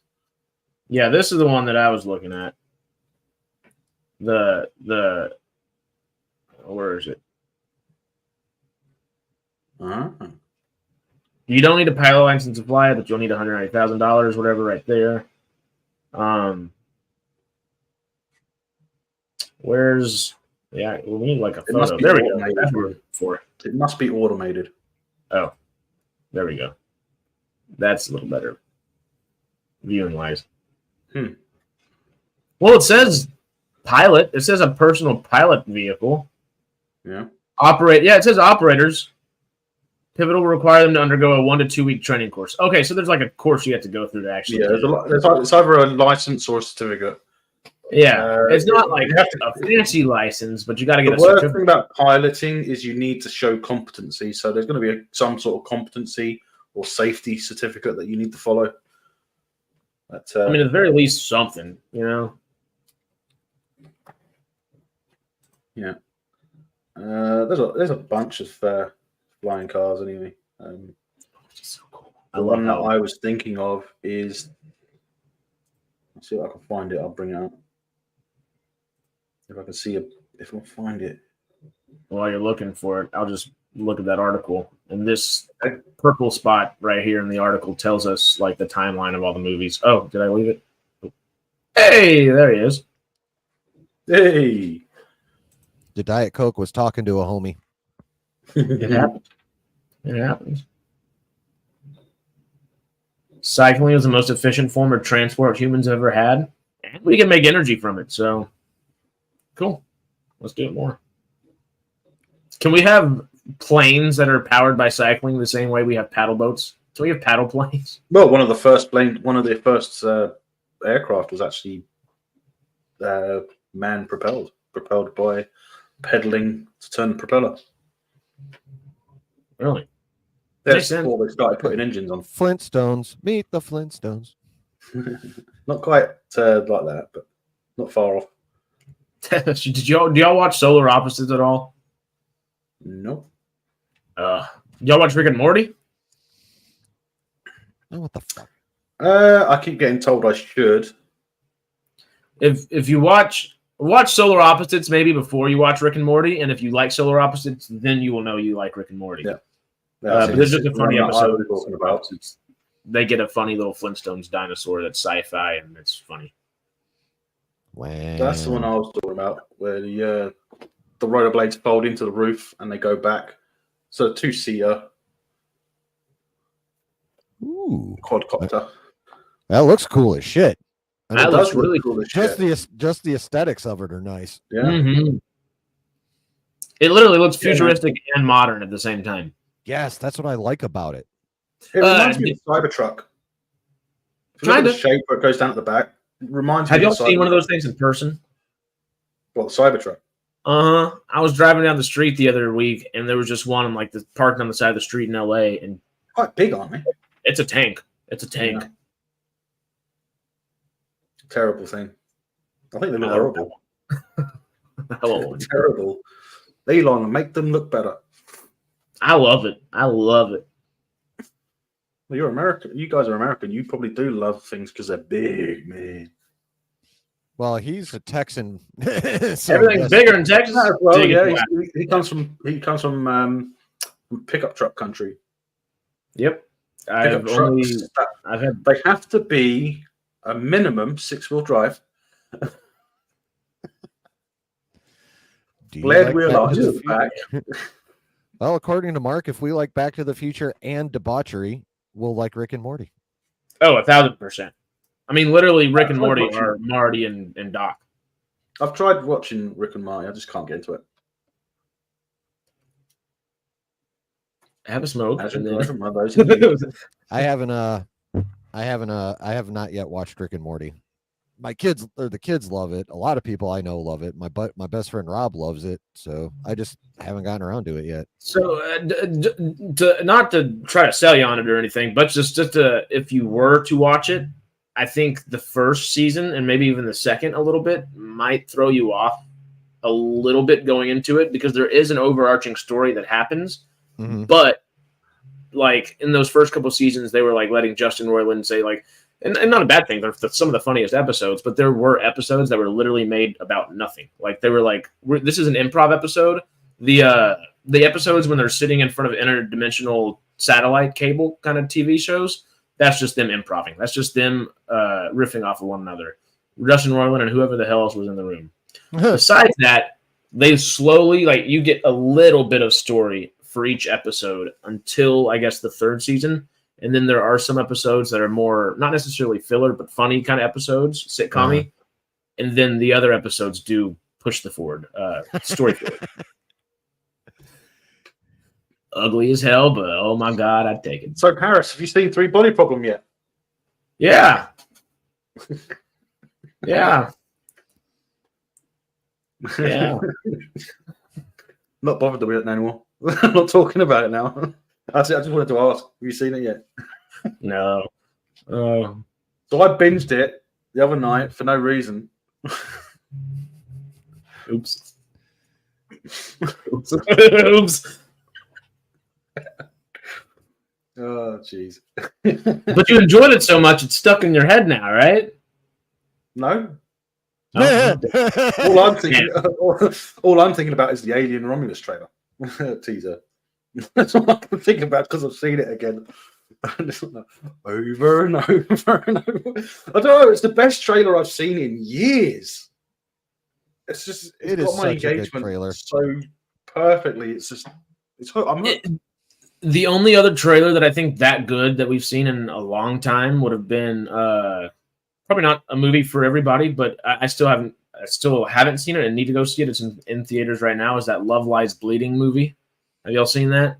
No, I haven't seen the trailer for that yet. It's like a kind of like I guess just like a lesbian horror love story all together. It's a horror movie, but it's Kristen Stewart and then the girl. Oh yeah. From Mando season 3, she's in there as well. Yeah, because she's a bodybuilder or some shit, Mhm. right? Yeah, okay. Yeah. But the trailer looks great. Like it's I've amazing. I've seen synopses of the movie, but I had never have actually watched the trailer. Oh, you watch the trailer. I think you'd actually be like, "Oh, this is not a movie that I would think I'd want to watch, but now I do," kind of deal. It's great. It was an amazing trailer. Romulus does beat it out just pound for pound because it's a minute compared to like a 2-minute trailer. But those are the best trailers that we've gotten in a long time. Yeah. I don't think we've had anything to beat Rain on this teaser. And it's not even a trailer. Yeah, it is. It's a 62-second teaser? 63? It's just tickling us just a little bit, you know? Yeah. It's just grabbing us by the balls and saying, come to the cinema. Come on. No, it's not grabbing that hard. What it is doing is edging us really well. Tickling by the balls. The caressing is happening. Mark's gonna lose his shit if you don't put on the new Doctor Who trailer. But what about Mark, the new you don't want to see Doctor Who? 3 people disappointed watching the trailer. I know you love it, but if we're all disappointed in it and just go past it, you can be more disappointed. Well, maybe it's a great trailer. Maybe we're just poo-pooing it for the sake of it. How's everyone find it on here? Because is that the one from 2 days ago? Then I guess. Well, Yorkshire Geek has decided that he's going to be the troll for this stream. Discovery Season 5 trailer. I don't think I've even done a video for that, to be honest. By the way, I am just fucking with you, Chad. I'm not being an asshole. I'm just fucking around. You'll understand it. Disney Plus, not the BBC. I'm guessing that the BBC one will be different. I haven't seen this trailer, so. Do you watch Doctor Who? Very close. Look at those likes and dislikes. Can you see them? Where is it? It's very close. 13,000, 11,000 dislikes. That's like 51-49 territory right there. Yeah. Is that good? No. No. In 2 days? Not at all. It's practically 50-50. Wow. Oh, Jesus Christ. That's my expectation. I've watched literally 0 seconds of Doctor Who, so I don't have a dog in this race.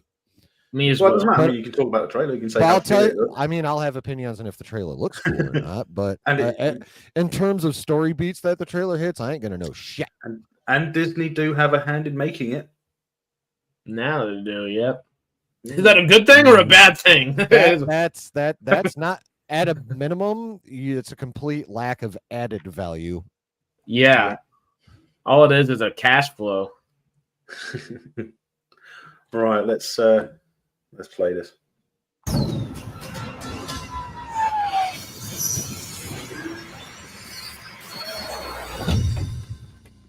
Give me the loving! Where did he come from? I don't know, he sort of popped up at the right moment. And then he spoke about time travel. Ruby, you want to know my secret? I have the whole universe at my fingertips. And I'm all on my own. I'd love it if you came with me. He's the highlight. Who are you? I'm the Doctor. It's called the TARDIS. It's a time and space machine. Is it safe? No idea.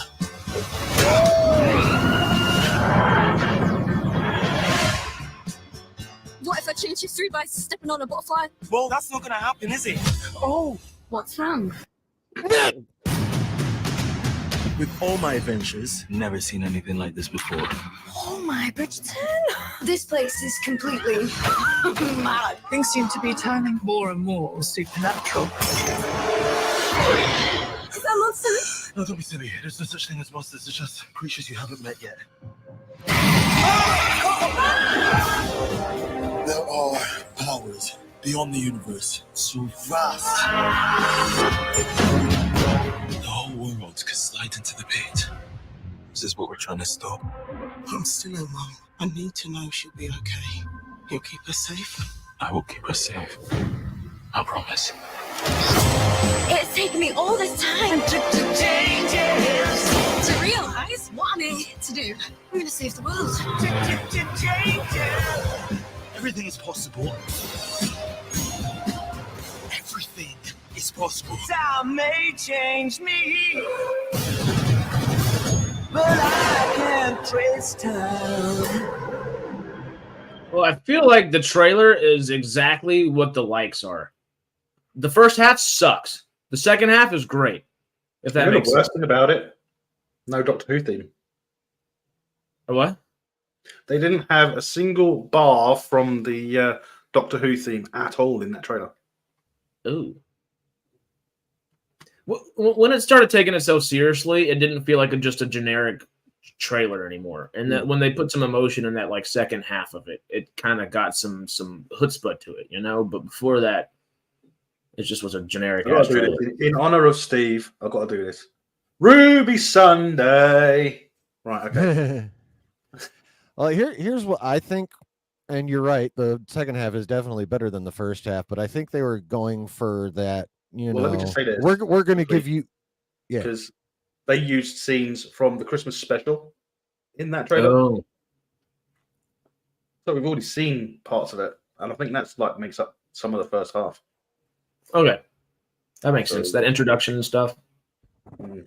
Cool. But I think they were going for like the shock of a dual aesthetic thing, because if you think about it, like just forget the scenes, just the whole general background music, and you know the scenes were bright and colorful. The background music was bouncy. He was dropping jokes.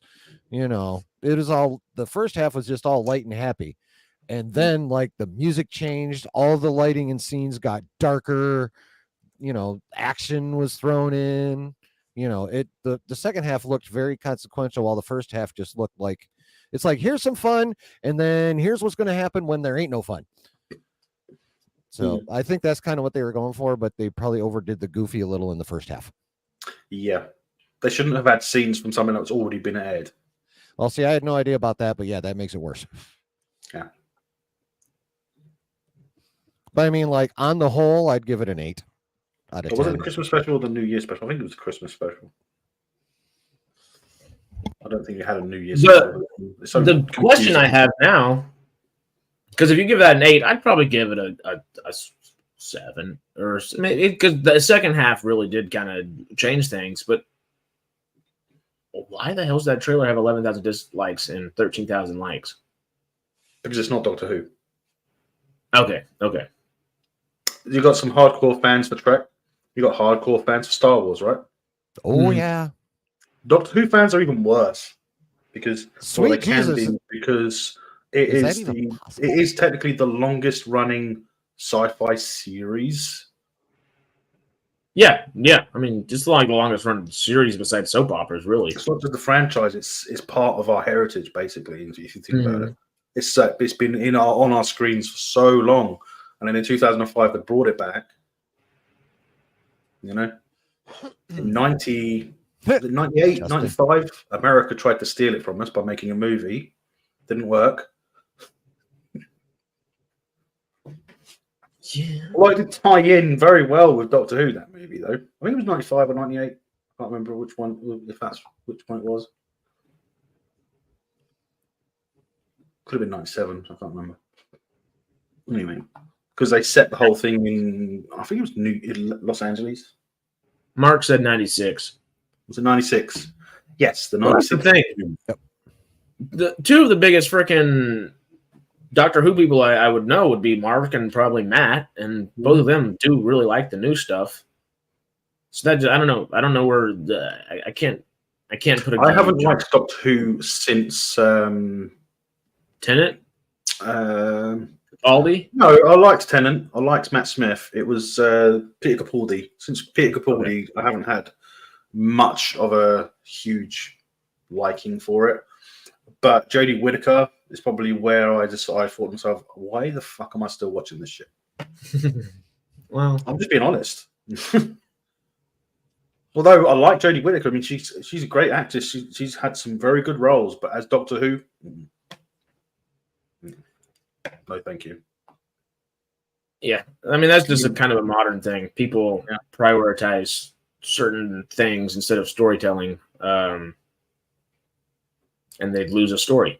And I think a perfect example is another Disney Plus show is Tatiana Maslany is damn good as Jennifer Walters and She-Hulk, but whoever wrote that show, you might have wrote an episode of Pickle Rick on Rick and Morty, and that was funny, but 8 episodes is not something Gal should be given again. I'm sorry, it's just not. I kind of feel like that's similar vein, at least. But then again, Coup de Grace was badass. So that's just thinking about like Jodie Whittaker. I don't know if I guess people have said this one's woke to a degree or whatever. Because Matt was trying to say like, no, it's not. This has always been here, and I think Mark was kind of backing him up, but everybody else. I think it's it's how heavily it's gone that way. To be honest, okay, it went from being subtle, kind of like everything else. Star Trek used to be subtle about it in TNG. There were guys walking around in skirts, dresses, part of the uniform. You know, it was there. It was there in the back. In the side, on the side of the screen, basically, right? You'd walk down they would walk down a corridor. You'd see a crew member walking along, and he's wearing a dress. All right. So it's there subtly. It's the same with Doctor Who. It's subtle. There was Captain Jack Harkness. I think they said it omnisexual. He would sleep with anything of any race. But I mean, that's inclusion, right? That's well, inclusion. I mean, when you get into a world with a bunch of hot aliens, what are you supposed to do? Yeah, what's it do? First hand, second hand, third hand. Well, that's that. What's that funny little skit? Isn't it like an old? It's not Monty Python. What is it? Is this not John Cleese? I can't remember who it is, but it's that he's the woman's holding his hand, or the woman holds his face that he's on a date with, and he holds her hand so she can't like slap him or anything, and she just pulls a third hand out and smacks him with that. Oh yeah. It's like he's just like, huh? Ruby Sunday isn't diverse enough. Well, no, because she's straight and blonde and a woman. So she's not diverse at all. She's one gender. You're not a they, them. She's a woman. Jodie Whittaker? No, Millie Gibson, who plays Ruby Sunday in Doctor Who. The blonde girl. Oh. I don't know what Ruby Sunday is. It was funny when you said it earlier, though. I liked the little tune.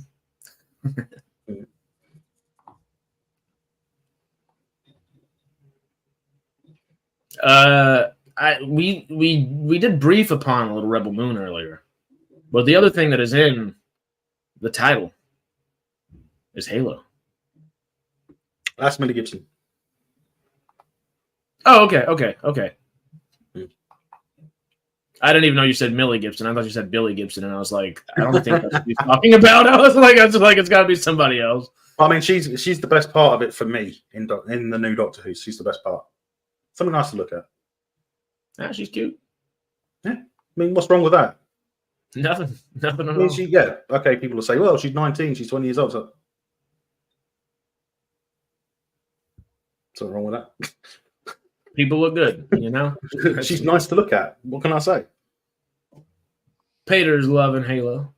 Yeah. Halfway through the whole thing, or through season 2? Yeah, I haven't watched a second of that show either. No. That's why I'm just sitting here looking. I'd like to say looking pretty, but that would be a bold-faced lie. Did you play the games? Nope. I've seen the animated Red versus Blue, and that was fucking amazing. But that's pretty much it. Did you ever watch the animated, the 3D animation, The Fall of Reach?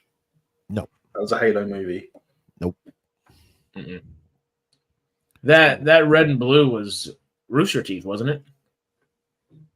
I don't remember. I've watched it once and I was stoned as fuck. So I just remember enjoying it a lot. Like I think it was Rooster Teeth, and Rooster Teeth was taken over by Warner Brothers and HBO because they bought out their YouTube channel a long time ago. Just halfway through season 2. Yeah, I just think the way that they did Halo season 2, it didn't make it any better. I mean, you want season 2 to be better than season 1, right? Because I mean, the budget changes. You either get the same budget or more for the second season, right? I don't know what the budget is for that. I have no idea. But Aaron, everything he says is from a Halo fan. You're gonna love it just because it's a good sci-fi show. It's probably not a great Halo show, but it's a good sci-fi show. So it's Andor. Huh? So it's Andor. It's a great sci-fi show, but it ain't fucking Star Wars. I would fight that battle all day, every day. I am dying on that hill, people. I don't give a fuck. Die on that hill and watch Star Wars die out with everything else that's coming out. As much as I like Ahsoka, as much as I like Obi-Wan and everything, I don't like Obi-Wan. I lied. That sentence should not have ever happened. I caught myself as I said it, though. Freak! They won't even tell us what the budget for Halo was. They're saying between 90 and 200 million. Oh. There's a big difference to be like, oh, we're not going to tell you. Yeah, that's the whole it would make sense if they say it's 200 million for the 3 seasons, maybe. I'm pretty sure they're going to make third season. No, I love y'all, but if your attention span is only half an hour, that's more about y'all than it is about the television series itself. If your attention span is only half an hour, I enjoyed Andor a lot as a television show. Just, you put the Star Wars sticker on it, you're going to piss me the fuck off because it's not goddamn Star Wars. Yes, it is. You don't have to have lightsabers and all this. Like that's compartmentalizing Star Wars and making it it's throwing Star Wars aside. It's throwing everybody's love for Star Wars and guising it as like something that this is a good state of Star Wars discussion, honestly. Yeah, and you're only moderating. Ha ha ha. I know you smart That's bastard. Right. I did say once we've done the trailers and we've talked about those, just a general chat. You talk about whatever you want now. Well, are we going to talk Rebel Moon at all? Oh, please don't. We're talking about bad Star Wars. Yeah, I was. Yeah, I'll talk about Rebel Moon. So let's talk about Rebel Moon Part 2, shall we? Fell in love with Star Wars because good story, and that's what Andor gives you. And look at everything else we've gotten recently. Even I love Ahsoka, and I don't. It sucked, honestly. There's 2 episodes that are good. When I watched Star Wars as a kid, it wasn't the story. I was like, ooh, such a great story. I was like, look, what the fuck are those glowy things? Those are cool. So, like, if you fell in love with Star Wars at an older age where it was the story that grabbed you first, cool. But for most of us, that wasn't the case. We're little kids watching this shit going, that's awesome. I love this. And then we figured out the story later. Well, sure, but what kept you there was the story. Whether you get interested because bright, fun colors doing cool shit or not, what keeps people there is the story. And everything they've done recently has just shat on the story. Andor is the only thing besides Bad Batch that they have made in Tales of the Jedi that has stayed within canon that is not shat on the story. And that is just disgraceful, my friend. Disgraceful. Well, yeah. I mean, the only shit I've actually enjoyed that Disney has done on Disney Plus is the first 2 seasons of Mando, all the animation, and most of Ahsoka. Well, and as much as I love Mando, it shits on the story because it's really just convoluting everything from the original trilogy. And there is a good way to do it. Like they are bridging the gap, like in live action in a way, like Clone Wars did, but it's hard to justify what's going on in The Mandalorian with the original trilogy completely. It is so hard to actually make that make sense, and we're having to make loops and circles to do it. The prison stuff with Andy Serkis? What? No. That was when it started getting good. It was amazing. That Everything alone, I leading up love to you, that dude. was But unnecessary. that's a 30-minute attention span. That's not having a good attention span. Like being able to sit something with something and just get dialogue, just get an actual story. That's a sign of aging. Literally makes me see. That's the thing. That's go into it with. Next topic. I'm gonna get too busy. Well, here, I'm just gonna say one more thing, and then I'm gonna let it go. If you can take the Star Wars sticker off it and just show it to a random person who's never seen it before or anything Star Wars like, and then show them something Star Wars, they will be able to tell the difference. Because Andor is really good sci-fi. But there's literally nothing in it that says this is goddamn Star Wars except for references. It's very generic and sci-fi as sci-fi. And it's like Discovery's first 2 opening episodes. You could have released those without Star Trek in the title, and people would have been fine with it. But because it was Star Trek, the fans didn't like it.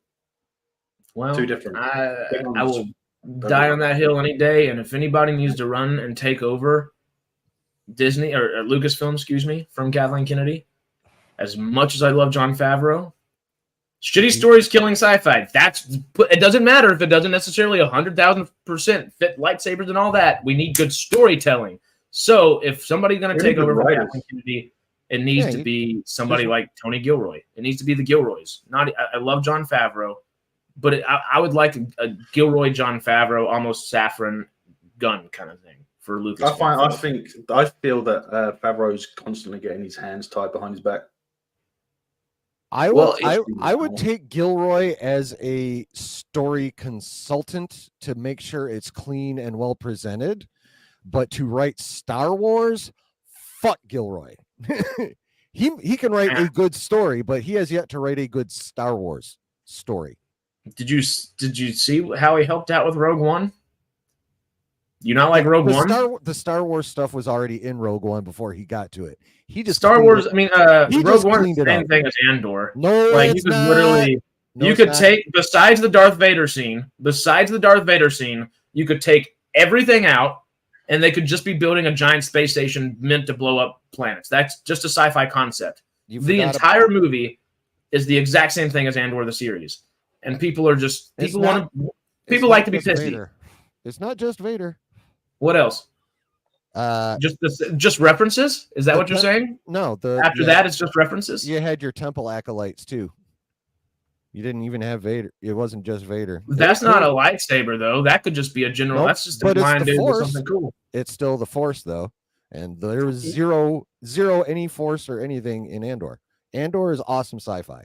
All right, Zero Force. One of our main characters is handing off a kyber crystal throughout the series. The whole thing is them trying to go find kyber crystals. Like, do they know that kyber? Oh yeah. Well, you need kyber crystals to power the fucking Death Star gun, right? Everything. That's like the whole point of it all. They're building things to be utilized by the Force. Right. All of the prison stuff. All of that is.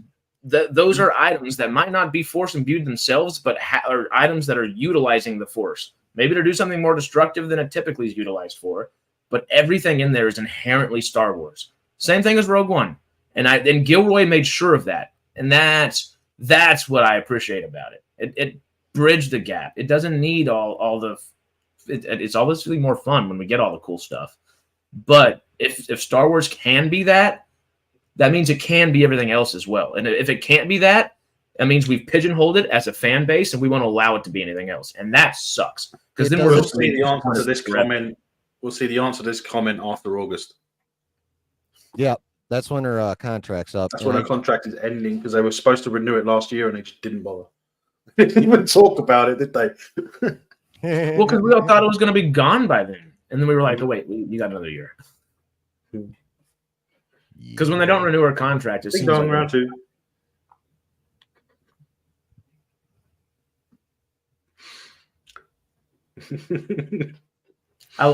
We have been doing a lot of debates, and they've been fun.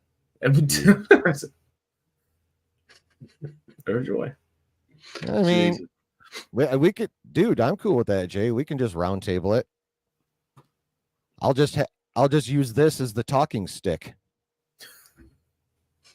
I will literally mute everyone but who's supposed to be talking at that point in time. Oh yeah.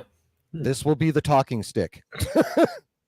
Well, hey, if there's a round 2, I mean, we could do round table, or if we want to do a round 2, I'd do that as well. But I'm totally fine with moderating. I can get heated about Star Wars any day, but I also like to sit back and be like, pit you against you, and why did you say this, and does that make sense with this? Oh, so you just want to play with us? I see.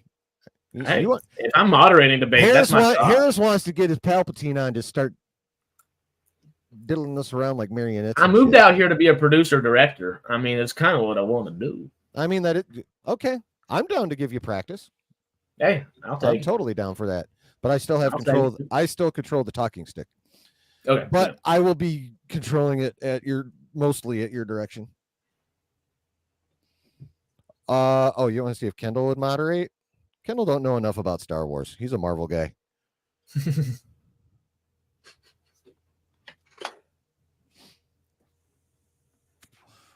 I guess talking about KK. Yeah, he's talking about KK. Yes, well, she is universally hated, and it's a long time ago in a galaxy far, far away. There was this woman called KK. You know, sorry, am I assuming gender?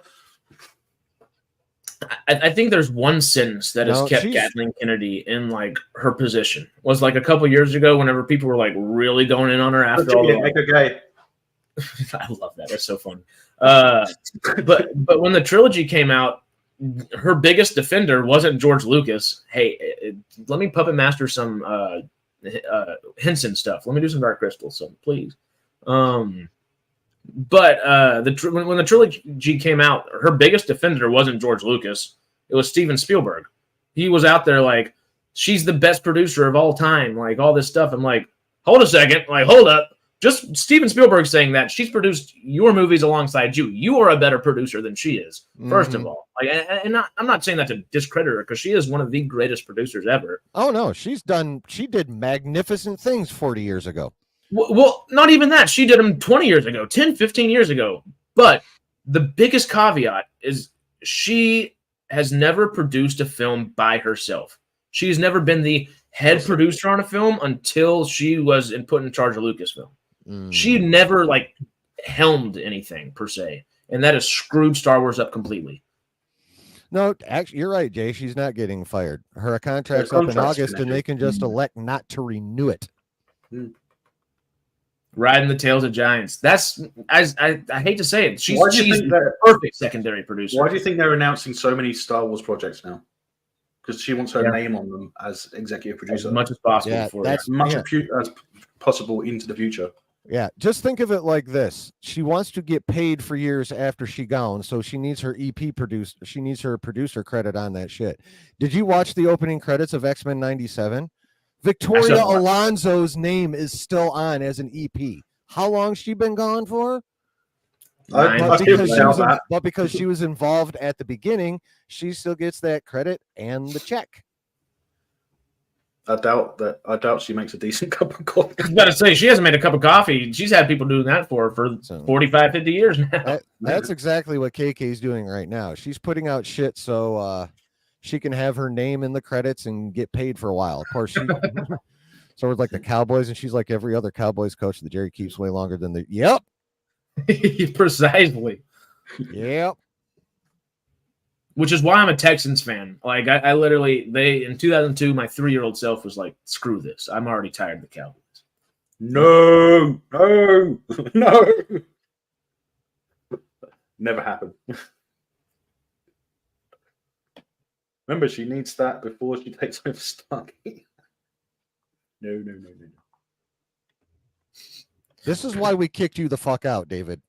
That is why.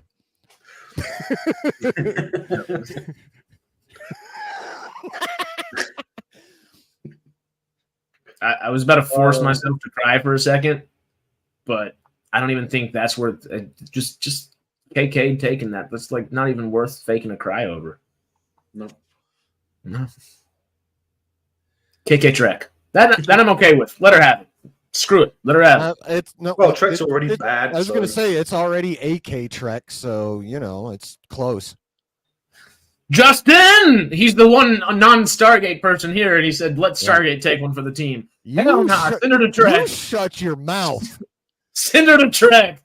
You shoosh. Do not put that shit into the fucking universe, dude. No.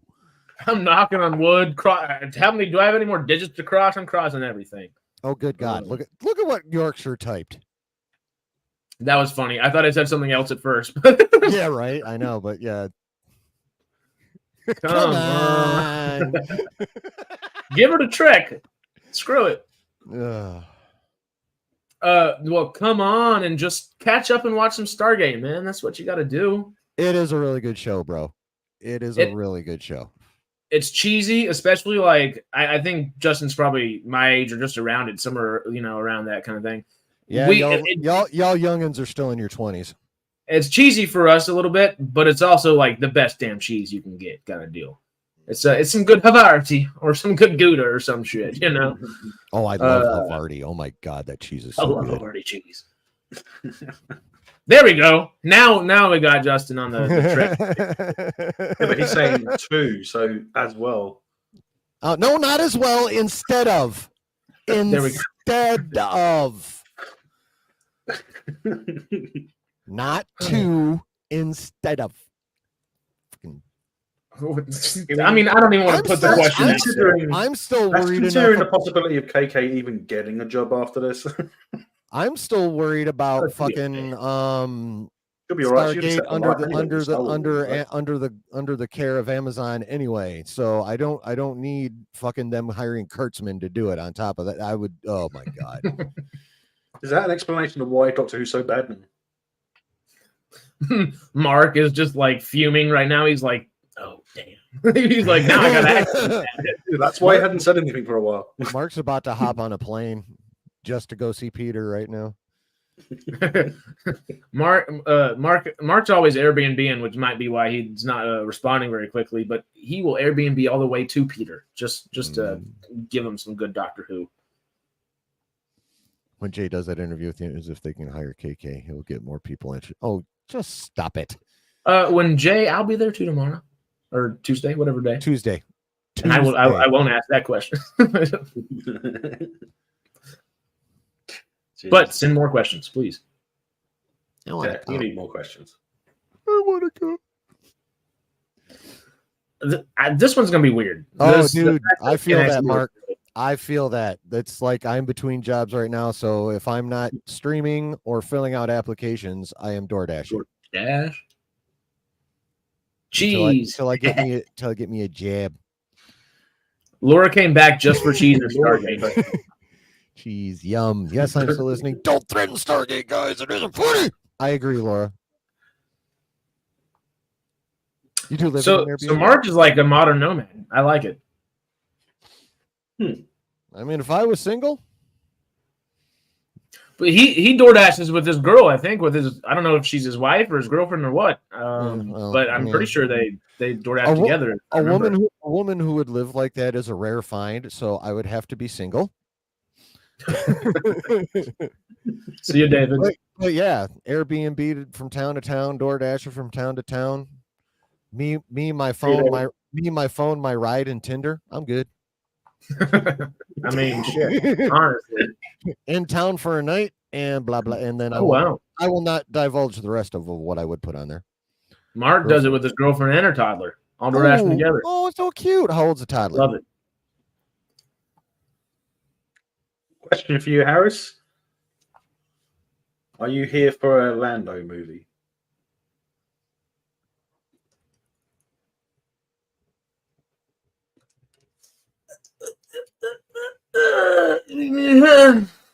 That's how I feel. Is it? That was. It depends on who plays Lando.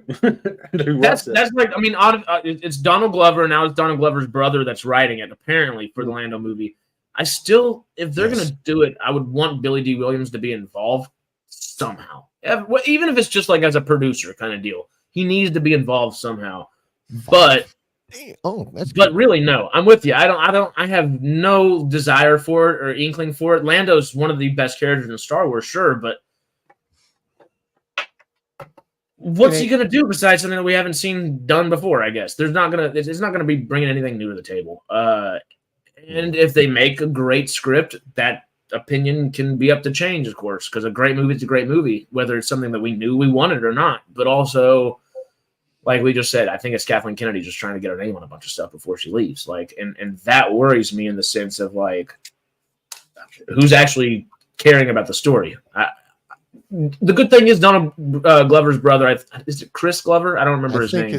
I think you're right. I think it's Chris. I think it's a C something. He did Atlanta, and I haven't seen Atlanta besides the first couple episodes. But everything he's worked on has been very highly rated, very highly adored. So that's good. All he needs he's not one of the best. He's one of the best secondary, maybe. Not one of the best characters per se, but he's a good secondary. He's really good. He's a good cameo. Yeah, he's literally the perfect cameo. Which, do you need a movie about a perfect cameo? Or no? Like, Stephen Glover. Stephen Glover. Okay. He's super talented, so I'm hoping whatever he comes up with is amazing and makes us all change our tune and say, "Oh, we want this, we need this." But, well, I don't know. Nothing's made me do it yet. He's mid. I haven't seen his work. I just know it's highly rated, and people talk about it very fondly. What else has he done besides Atlanta? Honestly.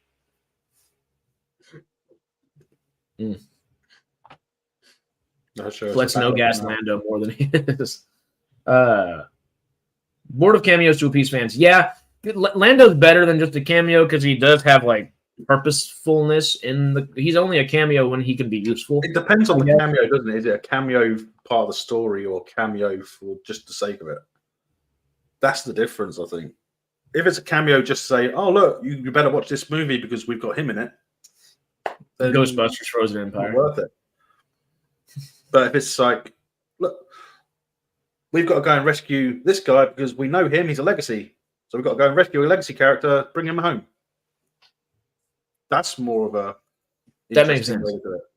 Or in Lando, as that like perfect cameo kind of deal, he's a smuggler, you know? So he's always, if he's there briefly, he's usually moving goods around or something. Like there's a way to fit him into the story well. And not just, for the sake of it. Like maybe Bill Murray. I wish they would show us the run that Jabba lost. Rod of the Hutt? We need Rat of the Hutt or Rod of the Hutt. When Jabba is trying to get Han to tell him what happened to his load, basically he's trying to get the money back. He's lost the cargo. I'd love to know what that was about. I'd love to see that on screen. What the cargo was and how it was lost. I know that's not Lando, but a lot of stuff in Star Wars that would character be good. So would like what about like a Mace? Would Mace do well? Mace could do well. I mean, I guess Theory did a fan film about Mace surviving, didn't he? Surviving. Yeah, he's in the process of making. That would be the one to make too. Huh? That would be the one to make too. Yeah, honestly. But then again, like obviously, I have a different perspective because I'm just a white dude, But like, why do we need the Glovers to come in there and take over a black character? Like, I feel like that's as cool as it can be. It can also just be as much of a. Oh yeah, it's kind of like shoehorning, Yeah. Like, why not just take over some cool aliens in the middle of somewhere or something like that? Like, if they're talented writers, we could just get a cool new character somewhere. It's because Kathy wants to play with Lando. That's Disney's MO. It is Disney's MO. It's because Kathy wants to play with Lando. I'm still going to be here, though. Just don't want to. I don't like to smoke on stream unless I'm watching a movie. Well, I can bring my crack pipe out. Is that okay? I guess that's okay because you're in America, right? Well, California, shit, maybe it's okay. I don't know. I just don't want to promote smoking because obviously I'm based in the UK and it's going to be Smart UK move. rules and stuff that I have to follow. Which is why I keep leaning. Well, Even though, but when I'm on my stream, it's perfectly legal here in Michigan. So, and also I'm not yet monetized, so I have those two things going for me. I'm not monetized, but I'm technically monetized through Streamlabs though, because I set up a tipping page, which was a cool idea. Gives the audience the option whether they choose to or not. Takes takes it away from YouTube decision. But Peter is dead ass. Yeah, total. Just come on. John Boyega was terrible in everything he's been in since Star Wars, right? Acting wise, no. Oh, John Boyega is Boyega amazing. can act. Yeah, that boy, he's great. Great, is he? He's a great actor. No, he's a great actor. Yeah. That's Not a really good judge when it comes to the roles, maybe. No. He's just he's done roles that I guess coming from like a sci-fi fan perspective or like just like a generic audience. I'm It's not thinking roles that you would more. watch I'm thinking more away from Star Wars and towards Pacific Rim 2. Oh, His well, that was performance pre-Star one of the Wars worst too. things in that film. That's him in my looking for a opinion. franchise pre-Star Wars or during Star Wars. But most of his stuff, especially since Rise of Skywalker, has been like more independent films, smaller level films, and every single role he's had has been fantastic. The biggest role he's had outside for like I'd a agree. big It's movie sci-fi. would have Pacific Rim been 2? no, because that was during and before Star Wars. No, I was talking. John That was Boyega was in it. It Pacific was Rim's that not old? the best performance. It's 2016, the second one, I think. It's either Wow. 16 and 18 or like 14 and 16, something like that. But yeah, no, he got cooked in Star Wars. But the biggest thing he's done outside since Rise of Skywalker, I think, would have been The Woman King, like Oh, he for did the it scope during- and scale of the movie. He did it during it came out 2018. Yeah. Okay. Yeah, because since that he's not done franchise stuff. He's very much been like, I'm this role one and I done. agree, Peter. Attack the Block was great. There is actually a sequel coming out soon, at some point. So okay, just for a second, that young Mace, like, it's the answer to a lot of things, I think, but I think a young Mace ought to just be frickin' like Tales of the Jedi or something like that, done animation wise.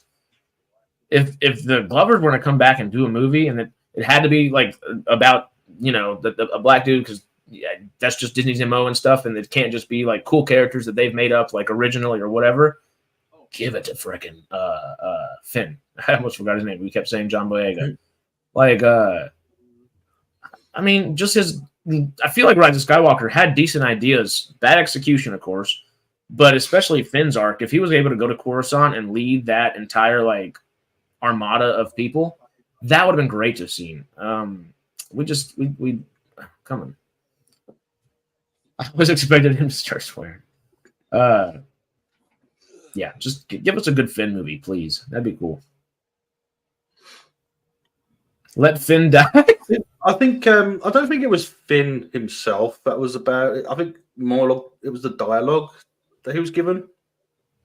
What dialogue? You mean this? Yep, exactly. Is that the dialogue you're It's the same- talking about? Yes. That was The same with a lot of race dialogue, isn't it? So the dialogue was poor. See, this is I why you love should it. subscribe to me, people. I'm fun. You have fun when you're chilling, Mm-hmm. you know. Always. I just said that. Hooray. Raymond. Ruby Tuesday. I don't remember what it was. Ruby Sunday. Ruby Sunday, the character. Okay. Red Robin. Mark nailed it. That's good. 12th best. There's actually because Rogue One, Solo, and then we have the Star Wars: The Clone Wars movie. So it's the 13th best. I find a lot of those lists they don't include those animated movies. Nope. I know Collider It, don't. it know was what just Collider the says first to 3 like. episodes. but Oh, still. don't get me started on Collider. I had to absolutely shred Oh, their. Collider's list when it comes to Marvel. I'd love to see their list of Star Wars movies. Oh, I shredded that fucking I'd Marvel love to see list your when that reaction, came out. Aaron. What, to their Star Wars movies? Yeah. If they made a Star Wars movie list, oh dear lord! After What what they would be did, their- what would be their after number one? I wonder. after what they did to the Marvel list, I have no. I would probably absolutely murder that one. Oh too. yeah, and a lot of people forget about them, but you got to include them. Oh They yeah, are part of the Star Wars universe. that is true. That's Yeah. Well, technically, are they or are they not? Because after Disney, does that count as canon or no? Just horses running on top of Star. Yeah, that was. If they were like leftover Clone Wars walkers, the little walkers that they sit on like a. Mm-hmm. Oh, that would have been great. That would have been great. Yeah. But horses. Well, I think the thing is they had to use something that needed 0 power whatsoever. Is I think the deal was, but it was still stupid. Oh, the EMP. Yeah, the EMP. Yeah, because they EMP'd that guidance. Can't they shield from EMP though? I'm not saying it was a good idea, but it was just fucking dumb. It was just fucking dumb. We'll just say. Well, if you're gonna do that, get a bunch of freaking birds to ride on or something. I don't know, like. Yeah. Yeah, just pop over to the Tolkien universe, borrow some eagles. Oh, wait, say that again. I was reading that. No, he's reading it.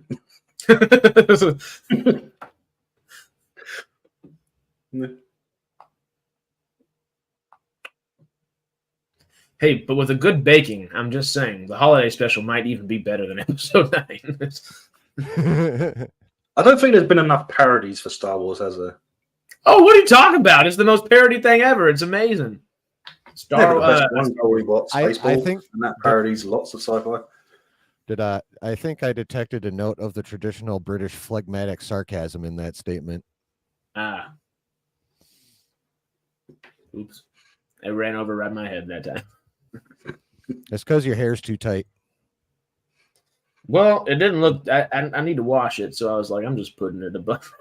I'm not. And he's got the bad guy hair fuzz, face Bring fuzz. back, yeah, Family Guy, Star Wars, Spaceballs, Family Guy, Star Wars, Futurama, Star Wars, Futurama, Star Wars, Ducklings, Robot Chicken. Speaking of Spaceballs, do you see that prequels meme thing I retweeted about the marathon?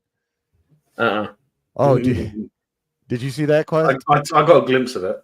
Yeah, I didn't actually see much of it. I had things I was doing, so it's hilarious. Well, here, I still have my tweeters pulled up. I do. There you go, Harris. That's what you should do. Top knot. Top knot. Well, the fuck. Well, let's talk about the face hair. So, how long is it going to get before you plait the old beard there? What do you mean? It's literally it was like this 2 weeks ago. It was literally right here. It would touch like my mid button right here 2 weeks ago. I when I went back home last week. You could have had an Elsa plait on your chin. Oh yeah. And I kind of wanted to keep it, but I went to a wedding, so I was. You want like, to build a snowman? I can't go to a wedding looking like a beatnik, is what my mom kept saying. So I was like, all right. Not quite long. It wasn't quite long enough to plait it and throw it over your shoulder. That's what you're saying. Yeah, if it could, I would have just been like, screw it. I'm going with this. Well, it's just long enough. Save you having a scarf, wouldn't it? If you get chilly. I am kind of sad about that. Just my personal little life with my goatee here, because whenever it was that long, it would go into 2 different directions, and I really wanted to do like little horns downwards or something, but that would be a lot of work.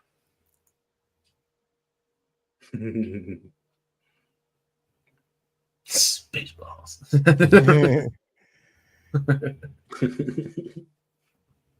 I love that. That is so epic.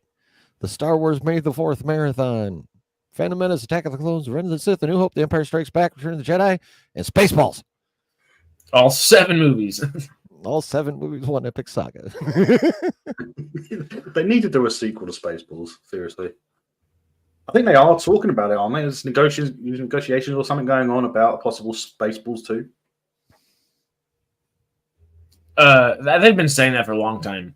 Yeah, but Just look at this. This is just as a totally random thing, but look at what I shared. yeah, I saw that as well.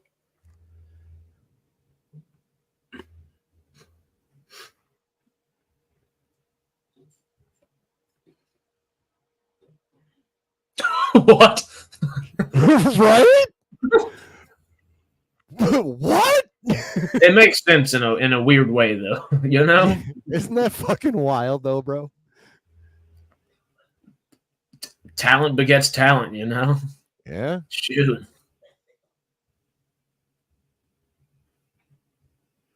Have y'all seen Shogun at all? Peter just mentioned After the Top Knot, which I actually have done. So it doesn't look too bad. No, I have not yet gotten into the Shogun. I love Shogun. It's amazing. So good. Like, can Tuesday just go ahead and I would not mind time skipping ahead till Tuesday at 6 p.m. just for the next episode of Hey, Shogun. Harris. I'm always fine with skipping a Monday.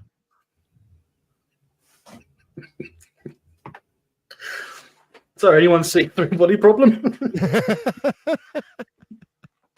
I have. I binged it because we were originally supposed to do this live yesterday, and I actually watched it because Harris wanted to talk about it. So I binged every episode. That's 8 hours without sleep, overnight, to do it. And then Harris came along and said, "Oh, don't worry about it. I haven't seen it." That. Oops. I loved it. I can't wait for season 2 because the way it ends, I can't talk about it because he hasn't even seen it. I don't think you've seen it, have you, Aaron? No, I have not seen it. Oops. But isn't the lead actor in that the lead Jedi in Acolyte? Yeah, I think so. Yeah. Who? The lead actor in Three Body Problem. Is that the same guy that plays Soul in The Acolyte? From Also from Hunger Games, fucking Squid Games. Squid Games. That's it. Yeah. Oh, yeah, Squid Games. Yeah. Is he in Three Body? I don't. You'll I'm have not to find sure. out for yourself, won't you? Oh, good. Good point. A-hole. You know, Teal kind of made me want to take a dab for a second. Right. What have we all seen the dueling Hot D trailers? Oh yeah, that was so smart. I love that idea. Wasn't that such a great idea? Like, you know who should have done the same thing is that Alex Garland Civil War movie that we talked about at the very beginning of the trailer. Yes. Yeah, the they trailer, should've. the stream. It would have been cool to have it allows you to get to know the world building a little bit as well through the trailer, which is just genius. Yeah. Yes, it's worth watching. It is good. It's worth watching. Yeah. Did you watch those, I really- Melvin? Do you watch House of the Dragon? Did you watch those trailers? You watch that Hot D? Season 2 trailer looks awesome. Did you watch both versions? Because they have one. I only saw one version. I haven't watched another one yet. The question is that did you watch the green or the blacks? Yeah, which one did you watch? Which team are you?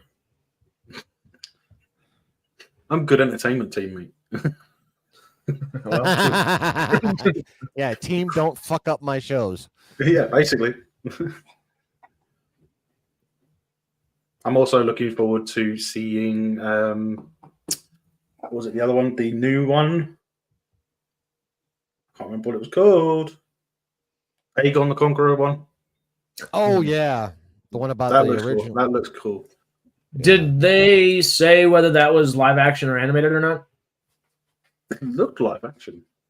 I hope so, because I know the Sea Snake story with Corlys Valerion that was going to be live action. They were like, we're going to make this animated. So, and I think that makes more sense logistically at the end of the day. As cool of a frickin' show that would have been live action. it's an ancillary character in the show, and I don't know if that would have garnered the same attention House of the Dragon and Game of Thrones does, you know. But Aegon It's a might. bit weird the way that they did it, though. They said it's a prequel to House of the Dragon instead of Game of Thrones. Well, House of the Dragon is a history book and not an actual like a book, you know. It's not like a novel. It's a history book, almost like Silmarillion, just a lot less time periods talked about. And where we started in season 1 of House of the Dragon was, I might be wrong, but it's either 60 to like 80. It's the king, not King Jihad. What the hell was his name? King whatever. I think it was the J something that dies at the very opening scenes of House of the Dragon. You know, the reason Viserys is given the throne. Yeah. So Viserys's father. So I guess we missed his entire lifetime, and he died very old. And then we missed the first, I guess, 40-ish, 35, 40-ish years of Viserys's ruling. So, or maybe not 35 years. He might have ruled by the time he was in his young ages, you know. Well, no, I guess he got picked over his cousin, and they were younger. Anyway, all that. I think it's 60 to 80 years after where House of the Dragon technically starts as a history book. So they would be filling in that time. Maybe it's like 300. It's either like 60 or 80 years, or it's like 300 years. It's one of the two. What are you talking about? How the Aegon the Conqueror movie is going to be a prequel to House of the Dragon. It's set 300 years before Game of Thrones, is what I just read in the article I was looking at. Well, that's House of the Dragon. No, it was so okay. So we're probably cause that's where House of the Dragon starts. So I'm guessing where House of the Dragon is probably. I thought Aegon's Conquest was before. It's before House of the Dragon. Yeah. This article from who the fuck? Oh, Variety. The show would tell the story of how Aegon and his sister wives Visenya and Rhaenys used their army and their 3 dragons to conquer 6 of the 7 kingdoms on Westeros, with the exception of Dorne. In doing so, Aegon I became the first king of Westeros, the first to sit on the Iron Throne, and the founder of the Targaryen dynasty. Those events took place approximately 300 years prior to the events of Game of Thrones. Yeah, and that's where the House of the Dragon book starts off too, or like not the novel, but the history book. Okay. So what we're watching is like, I think 60 or 80 years after that. I'm not entirely sure on that timeline is what I was trying to say. Oh, okay. I get you. Now I see what you're saying. It's kind of jumps timelines a bit. Damn. It's confusing. Did they maybe say, like, in the first season when they were talking about Aegon the Conqueror and whatnot, did they say, like, well, they didn't really like it's been how many generations since Aegon the Conqueror or something like that? I swear. Well, okay, so the thing is that they didn't really mention Aegon, which kind of threw some people off. They mentioned, I think it's his son who is Viserys' dad. So it's like, I think they're like 2.5, 3 generations off kind of deal. Maybe 3. That makes sense. 3.5, 4. The Conqueror's crown they put on the current Aegon was from Aegon the Conqueror. Was there Aegon II, and then no, because Aegon II is Rhaenyra's kid. Yeah, but you can have some. You can have just look at British dynasties, as you guys like to say. How many years have separated like some of the names? You know, not a whole bunch. Yeah. Well, the thing about that is when a new monarch is crowned, they can choose a different name. It's like Elizabeth was given a choice to change her name to Victoria or anything else, but she kept Elizabeth as her name. Right. Well, I'm just saying though, so it doesn't necessarily have to be like a limited generational thing. No. Like it doesn't necessarily have to go like numbered from kid to kid to kid to kid. Yeah, but they there is that, I guess. George R.R. did already lay that out there, is what I was. Oh, did he? Yeah, okay. but he's already laid that out. I think they do have the tradition the same as we used to, where firstborn sons are usually named after the father as well, stuff like that. Mm-hmm. So, well, if that's the case, Aegon would be Viserys right now. Yeah, it's just different. It's just a different way of doing it, to be honest. Yeah, that's actually kind of like it's almost like the papacy. You can bounce names, like, you know, they choose their names. So like Pope Clement the First could, and Pope Clement the Second didn't come right after Pope Clement the First. Right, I'll be back in a second. I've got to let the dog out. He's scratching at the door. Uh-oh. Yeah, you better let him out. Maybe. Hello, chat. Are the prequels going to end up in caves? Oh, like the Dragonstone caves and stuff? I mean, if they go back far enough, I'm sure they could. Well, technically, they're on Dragonstone. They could totally do that if they want to. Yeah. Right. When he's scratching at the door, I have to let him out. The what? When he scratches at the door, I've got to let him out. Oh, yeah, Right. for sure. He lets you know. Yeah, you don't want to clean that up. Is that Bailey? Yeah, that's Bailey. Cool. He doing all right? I can't bring him up on the camera because he's too bloody heavy to pick up and put on my lap. Yeah. He's a big boy for a little dog. Ayo. Is he a little? He's a sausage. Not really. No. He's just blocky. Yeah. He's an old English bulldog, huh? I'm getting No. Well, that ugly thing, no. But you can hide stuff in their jowls.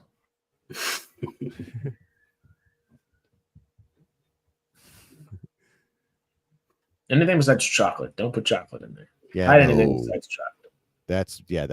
Chocolate is very bad for the domesticated critters. That's why animals have their own version of chocolate. Mm-hmm. Cheese. I thought it was gonna be poop.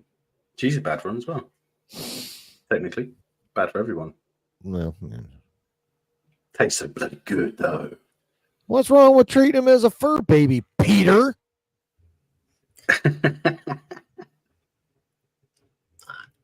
I'm a big animal person, but I'm also one that you gotta succinctly separate pet versus child. Because there are people that totally treat it. Depends on the animal.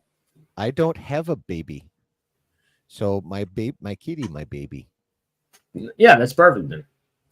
Oh, he's saying don't treat it like a fur baby. Don't give it vitamin A or stuff. Okay. He applied logic. I thought you were talking about levels of spoiling. I was gonna be like, no offense, don't know you, but fuck you. I will fur baby the shit out of my pets. Thank you very much. Here comes Blue. Hey, kitty. Oh, yay, Cyclops. Oh, nice kitty arse, as they say. Kitty butthole, glowy kitty butthole. Birthday cakes and shit. Yeah, no, I won't even go that far. I think we might get birthday cakes and shit out of this viewpoint in a second if we're not careful. Yeah. Yeah, no, I don't go that far. See the newer chat, so I can't see them. I might get him a little catnip toy or something so he can trip out for a few days. But yeah, no, I'm not gonna. There you go. I'm not throwing full parties and inviting people. I'm not putting it on video or any of that shit. That's just no. I was gonna fly out for it. What do you mean?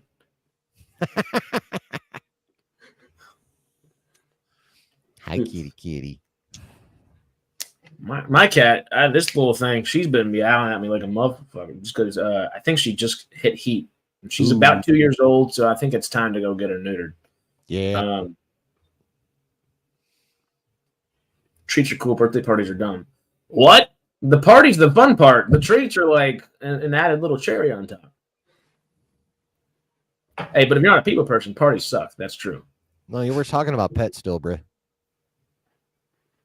Oh. He's talking about pets. So I know what your line of thinking is, Harris. Well, he said birthday parties. Now. Someone clip that now and send it to Jeff.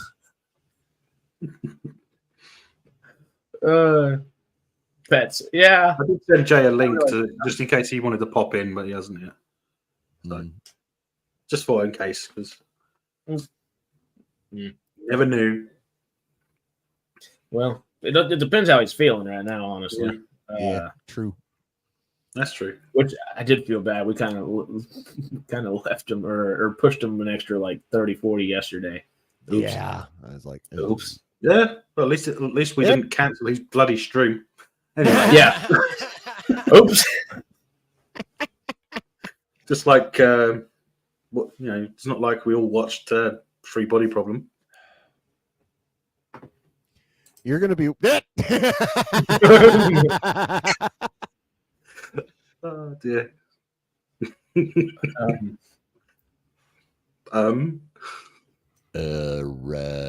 Teal. Oh, Teal. Handy man he is. Yeah, I bet he's watched it.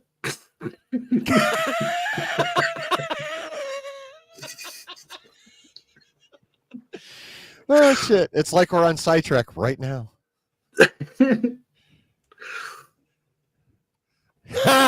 Nice one, Peter. Do I get served something nice? No, he's talking about Melvin. Oh.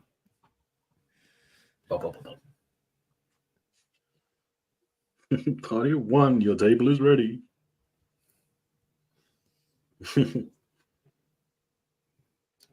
So, Rebel Moon? What about that crap?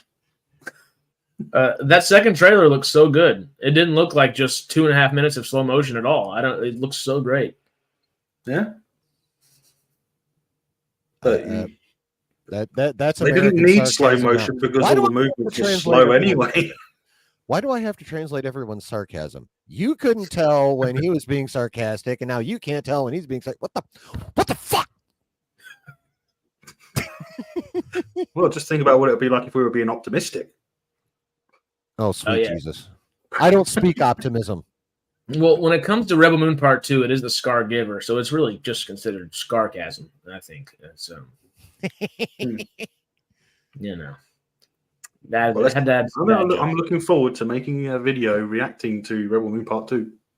Okay, so when I watched the trailer, the first thing I thought was, and let me know what y'all are thinking off of it, is the first thing I thought was, I'm not watching this until the freaking actual movie for the first one comes out. And I'm not going to watch this until the actual movie for the second one comes out. Because usually, hell, we're doing YouTube. Like, it's fun to like, all right, well, this didn't meet our expectations, or okay, well, this was better than we thought it'd be, whatever it like ends up being. I think it's just a freaking disservice, and I refuse to say I'm going to watch the first part of your first movie and the first part of your second movie, and then you actually give me the actual movies for each of them. I'm saying screw off Netflix. I'm only going to watch the one that's like the actual full movie from now on. Like, and I'll probably watch the one next month, and then I will be back for the full cuts for a comparison. Yeah, but how long's the full cut? 6 hours? Well, exactly. Added together, yes. If that's the actual movie, I'm just going to spend my time waiting for that. What was the first one? 2.5, 3 hours, something like that to it? And it's not even a full movie. It's like half of the actual movie. Yeah. 2/3. Still. Yeah. It's not much better, if any. I can answer Peter's question. I didn't, because I don't know what the fuck that is. You know what? I agree with you. I saw Jupiter's Legacy on like an airplane, I think, a couple years ago, and it's one I was interested in when it came out. I remember watching it, but I don't remember it. I remember Mila Kunis, Eddie Redmayne, and Channing Tatum is... Eddie Redmayne talks funny the entire movie. Mila Kunis is good looking, of course, and then Channing Tatum is half dog. Oh, so, that one? Yeah, yes. I never watched that one. It's got actually, like, the concepts of it are great. The execution wasn't awful, but definitely could have been better. But the stuff in the 20s that Peter's talking about, like the early on kind of stuff, would have been really cool. Oh, that's Jupiter's Ascending. I have no idea what Jupiter's Legacy is. Never mind. He didn't even know which one he was talking about. Bye. Is it wrong? Well, as soon as I heard the name Mila Kunis, I was like, what? What the hell is Jupiter's Legacy? The early stuff in Jupiter's Ascending would have been cooler than what we got too, at least. But I'm Googling this. To tell me you haven't seen Jupiter's Legacy? Oh, Jupiter's Legacy sucked.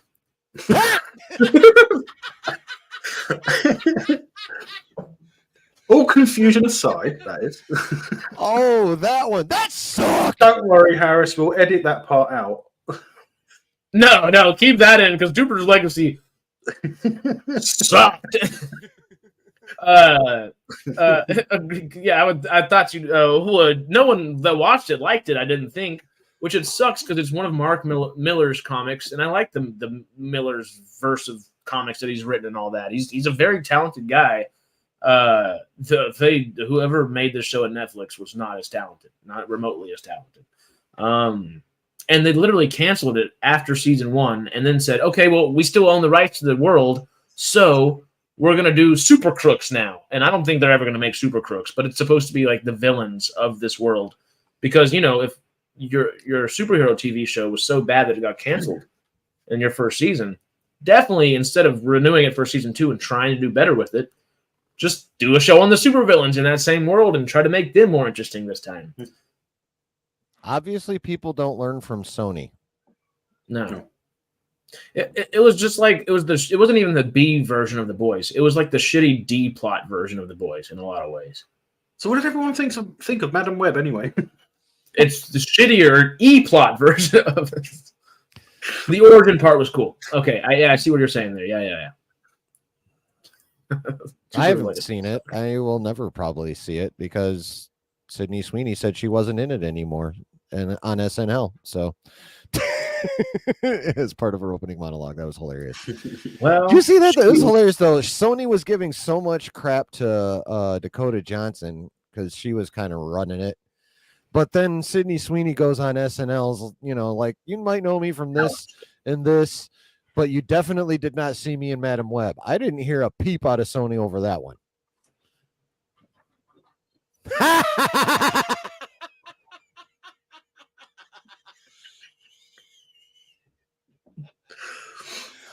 I won't even go that far. That's that. Wow. Let me help you out.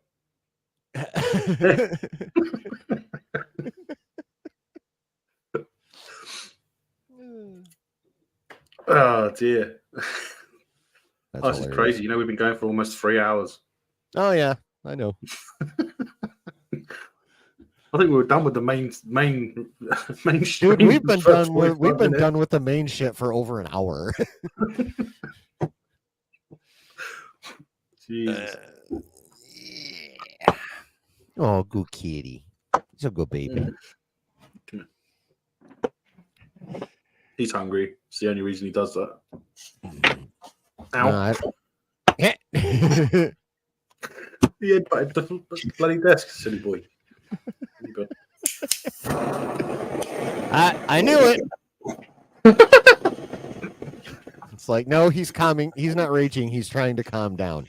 I'm keeping myself from raging. Yeah, exactly.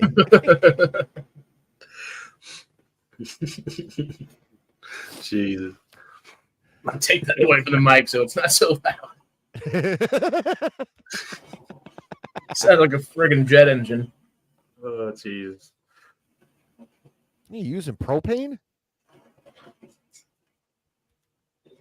Yeah, he's got one of those big lighters, and the ones with the canister. Oh yeah, the ones that you usually use in the kitchen to just melt. We're torching it. Oh yeah, yeah, exactly. What do you call it? Propane torch. Well, that one's butane. Yeah. But I guess you could put pure propane in it. I watch enough fucking Food Network. I should be able to remember it. Brulee it. It's what they brulee it with. It's a bruleeing torch. Yeah. I'm just bruleeing my lungs with some greenery. Yeah. Oh, yeah. Oh, shit. That's hilarious. But how many House of Dragon trailers are there? Because I'm seeing 3. I'm seeing a 40-second, 2 minutes 11, and 1:59. Yeah. If you click on the one that says either green or black, you'll get that one, and then the other one will pop up for you right after it's over. At least that's how I watched them. I clicked on, I think, the black one first because I couldn't figure that out quite, so I just said, "Fuck it, I'll watch the black one." And then the green one popped right up after the black one was done as a for next video or whatever. So Did No, you clicking on say the which one you watched IMDb already or page. no? I'll do it on YouTube now. Melvin, do you remember if you've seen the green or the black one already, or which one? Nope. Oh. I think it's the one. Is it 3 days ago they released the new one? Well, they were released like right at the same time. mm-hmm. Did they? No. Oh.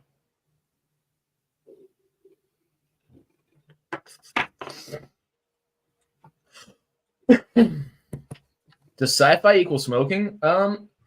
Yes. In my part of the world, it does. Oh, damn it! I forgot a freaking carb cap. Oh, I have one right here. Never mind.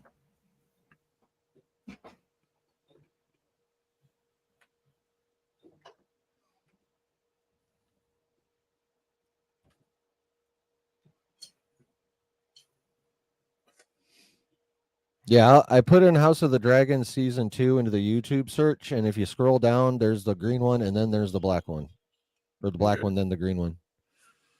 Black one's 158, green one's however. Oh, so you're talking about it's got a green frame around it, does it? Mm-hmm. Yeah. Okay, yeah. There's a green one and a blue one.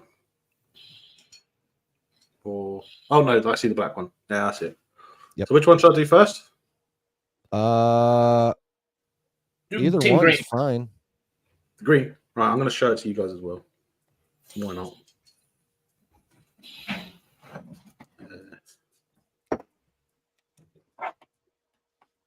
I might not have seen either of these. I might have only just seen the first teaser one that they released a while back. Bailey. Now, don't What are you forget, doing? HBO is Warner Brothers, and Warner Brothers are ass wipes when it comes to copyright. So just watch your warnings. That's a good point. Yeah. Well, these seem to be on Max anyway. Yeah, which is Warner It's the Brothers. same company. Oh, that is so confusing. Yeah. Well, it's about to be even more confusing, especially if freaking Warner. That's a good point. That's something we should talk about in the stream sometime. Is we keep talking about how Netflix and Amazon are really trying to like become bundlers, and get these other streaming services kind of like under their belt, kind of deal. Mm-hmm. Right, I'm just going to quickly deal with these animals because there's a little bit. It appears there's a bit of a kerfluffle. Hi, baby. The cat's taking Melvin out of the stream. Yeah. But what was I just saying? Totally. The bundling of Netflix and Amazon. If they start bundling, Warner Brothers is a bitch and a half about copyright and stuff. So would that end up like? I don't know. Would Netflix end up making that a better thing, or would HBO make that or Max make that a worse thing? I would assume, like, if you're saying if Netflix takes over all the streaming capabilities of them, I would imagine that whatever Netflix's copyright policy is would be what they operate with. I would hope. Mm-hmm. I would think in that case, in any case like that, I believe it'd be the parent company's policy would, unless they're just like, yeah, do whatever the fuck you want. But overall, I think it'd be the parent company's policy would take precedence, unless the parent company just doesn't give a shit. Yeah, makes sense. Company, man, copyright. They should get rid of copyright for people on YouTube anyway. Yep.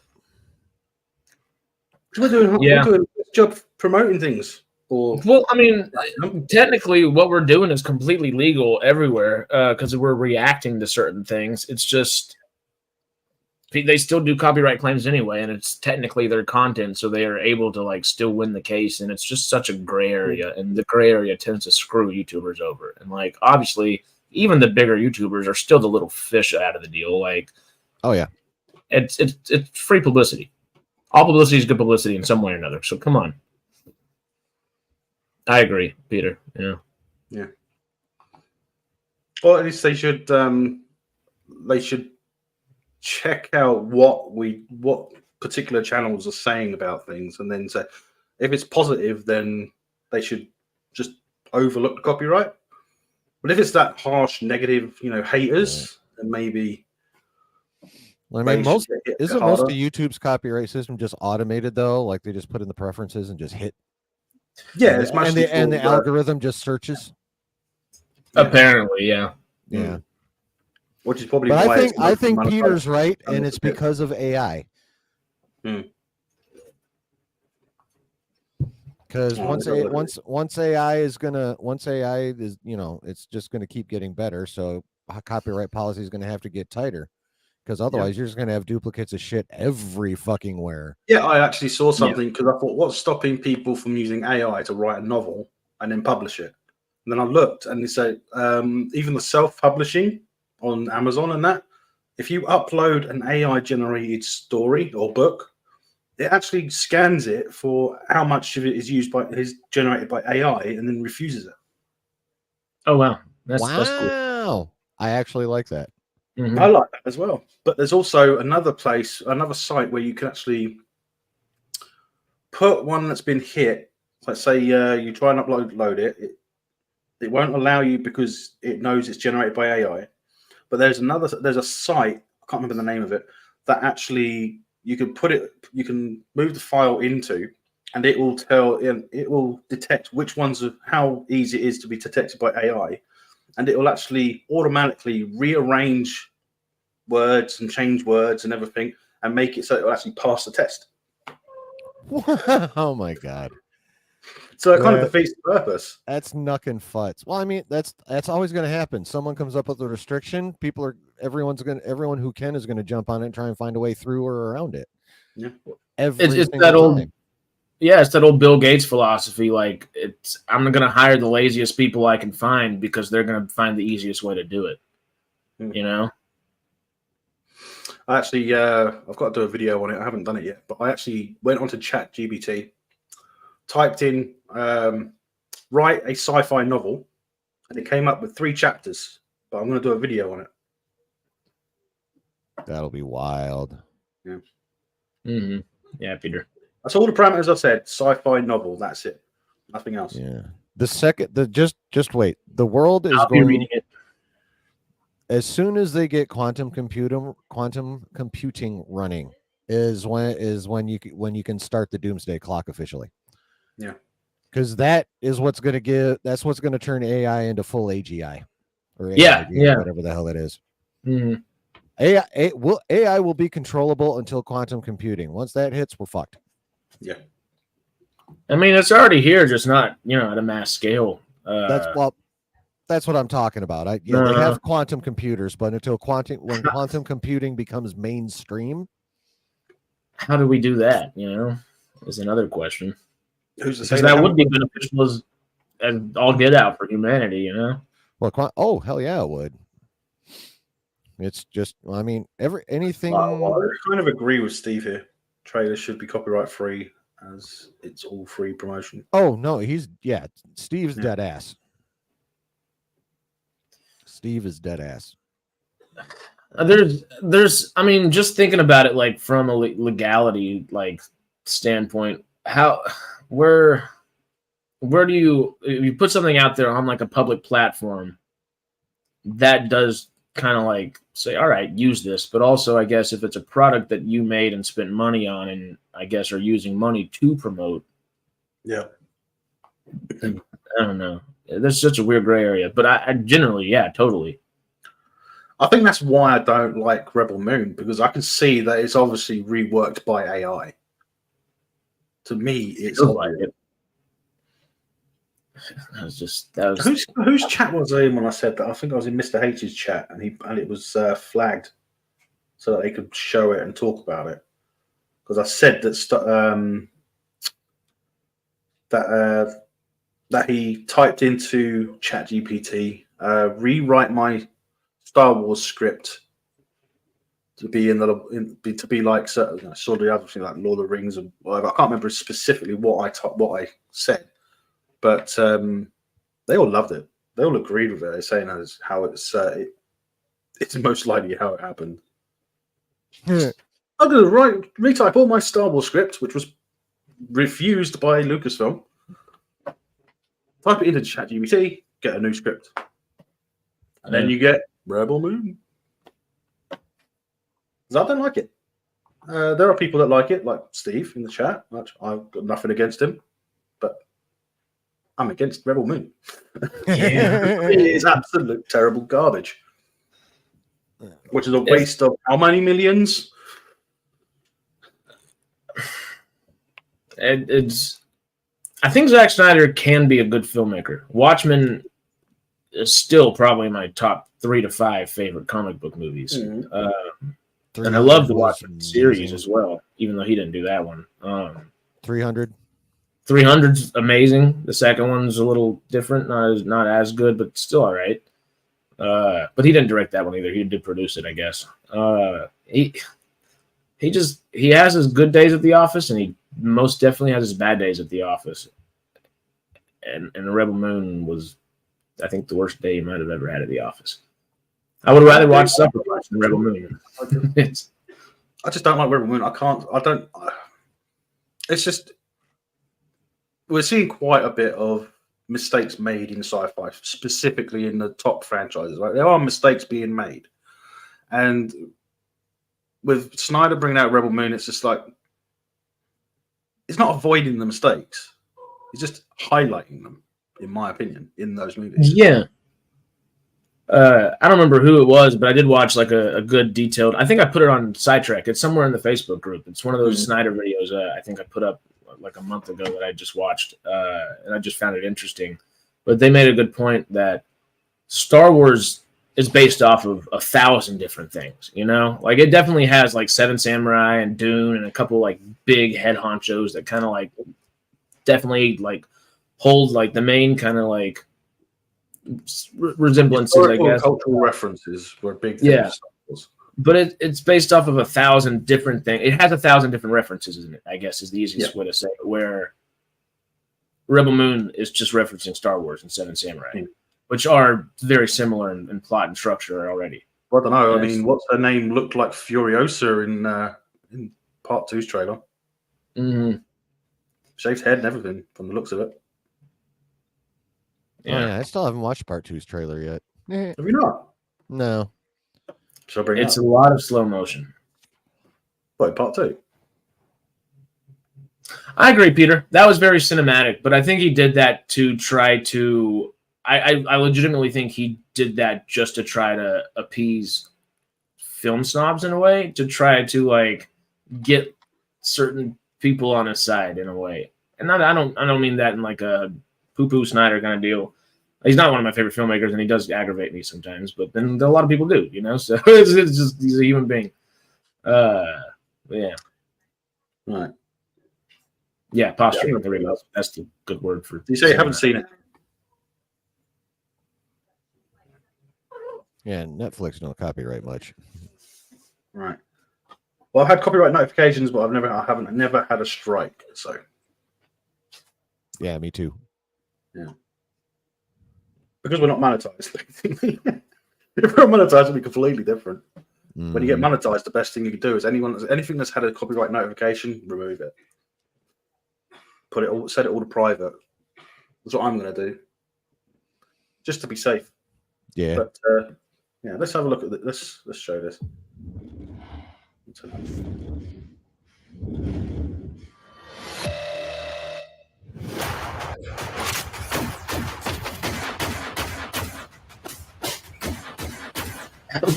I love it. The do not doing.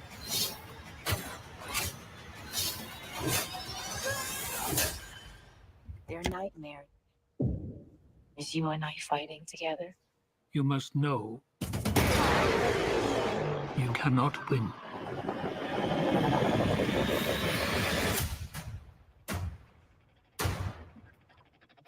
You're all here because there is nothing to return to.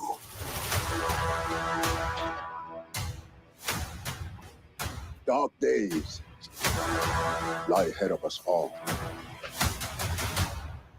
We will teach you how to fight.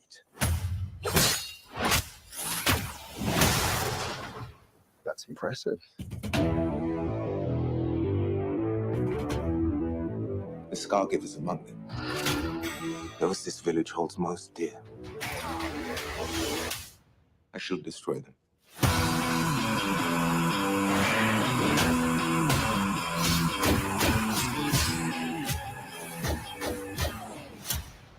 I have no choice but to fight.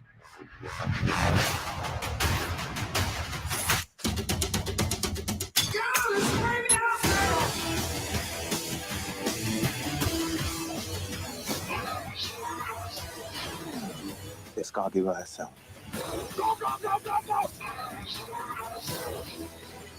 Are you truly prepared to allow this to continue in your name? I'm sorry. I won't allow this place to die for me.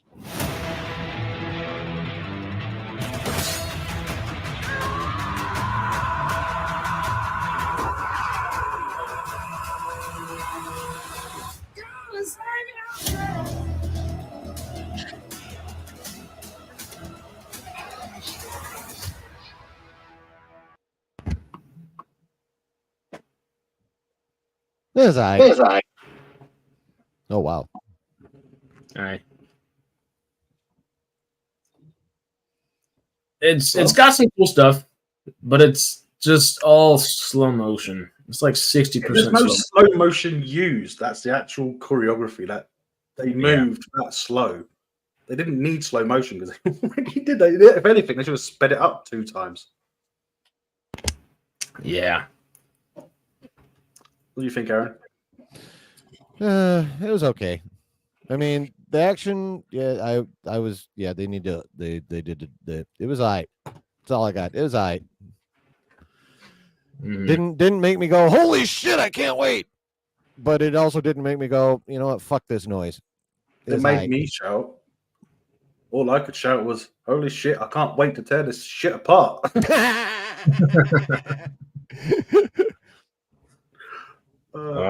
Check out the video. You should check out my reaction to the trailers.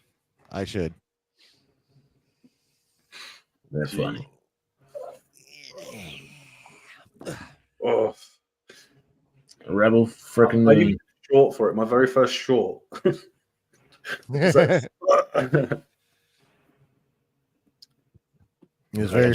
very first short was him taking 10 seconds to say, "What the fuck?" Basically, end of short. It was a beautiful short. You seen it, Harris? I think so. It's funny. Show us though. So get people to go. Get people to go. Peter, it is. This one. Okay, you want to see it? What did y'all think about Sophia Boutella in the first movie? Let's show us this first. Okay. Trailer out. I'm going to have a look at it in a bit. Look for that video later because I'm going to have fun.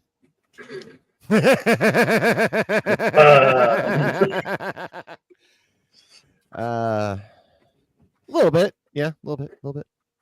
Yeah. A little bit. Is everyone stoned? Well, I am. I'm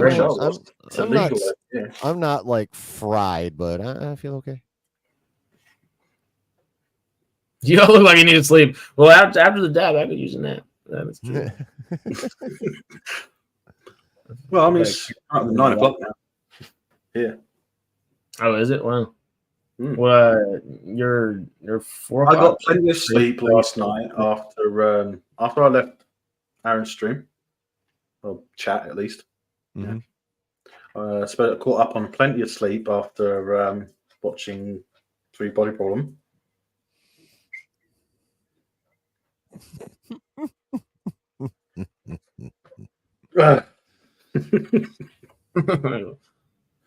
So yeah, that was fun.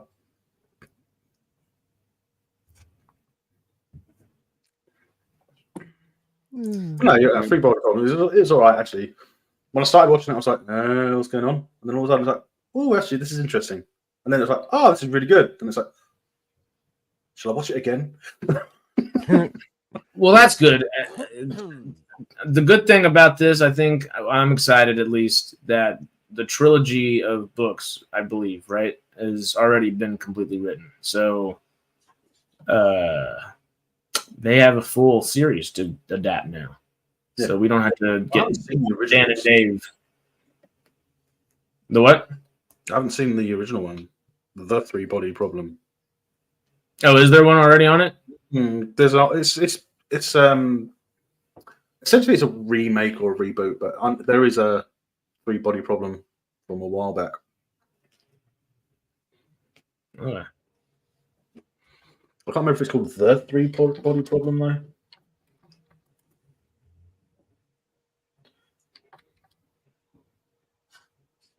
I'm not sure. I think the books are fairly recent though. I think the books were in the either 10s or aughts, one of the two. Yeah, the Chinese version. Yeah. Oh, the Chinese version of the movie. I see. I think they also had one in. Oh, was it 2022? There was one just called Three Body as well, wasn't there? Looking at the Wikipedia. That was the US version, I think. I haven't seen the Chinese version, but if they made this remake as a result, that's the Wikipedia article. All right. On the novel. Oh yeah, it's a novel as well. I need to read the novel. Yeah, I want to read all 3 books. You got to read it in the original Chinese. Nah. Well, the story. Oh wow! It was originally serialized in Science Fiction World before it was published as a standalone book in 2008, but it was serialized in 2006. Oh, that's cool. Yep. English translation by Ken Liu was published by Tor in 2014, so that's the version that we need to read, unless you already can read Japanese. So, yep, 2015, a Chinese film adaptation of the same name was in production but never released. Oh. A Chinese TV series, Three Body, released in early 2023 to critical success locally. And then now we're getting the English language one now. So cool. All right. Even though Game it's of not Thrones. There we go. From the guys that made Game of Thrones. Mm-hmm. Yep. Dan and Dave. Yeah, I'm just happy they are able to. The guys that made Game of Thrones final 2 seasons. I mean, they still made 6 of the best seasons of TV seasons ever, in a way. But they were just adapted. So yeah, fingers crossed. Fingers crossed. Why in the fuck did you get up that early, David? Yeah. Oh, there's a Malice. Hi, buddy. Come here. Say hi. Not so fast. Say hi to everybody. Hey. Hi. He's a big boy. Him, big boy. Yeah, season 2 will be awesome. Especially the way they've left it. But I can't talk about it because someone hasn't watched it. Well, you got to watch what it. What did you say your cast name was? Malice. Malice. That's what I thought. I like it. He's a good baby. Ain't you good baby? Should we make it 3 for 3? Doing?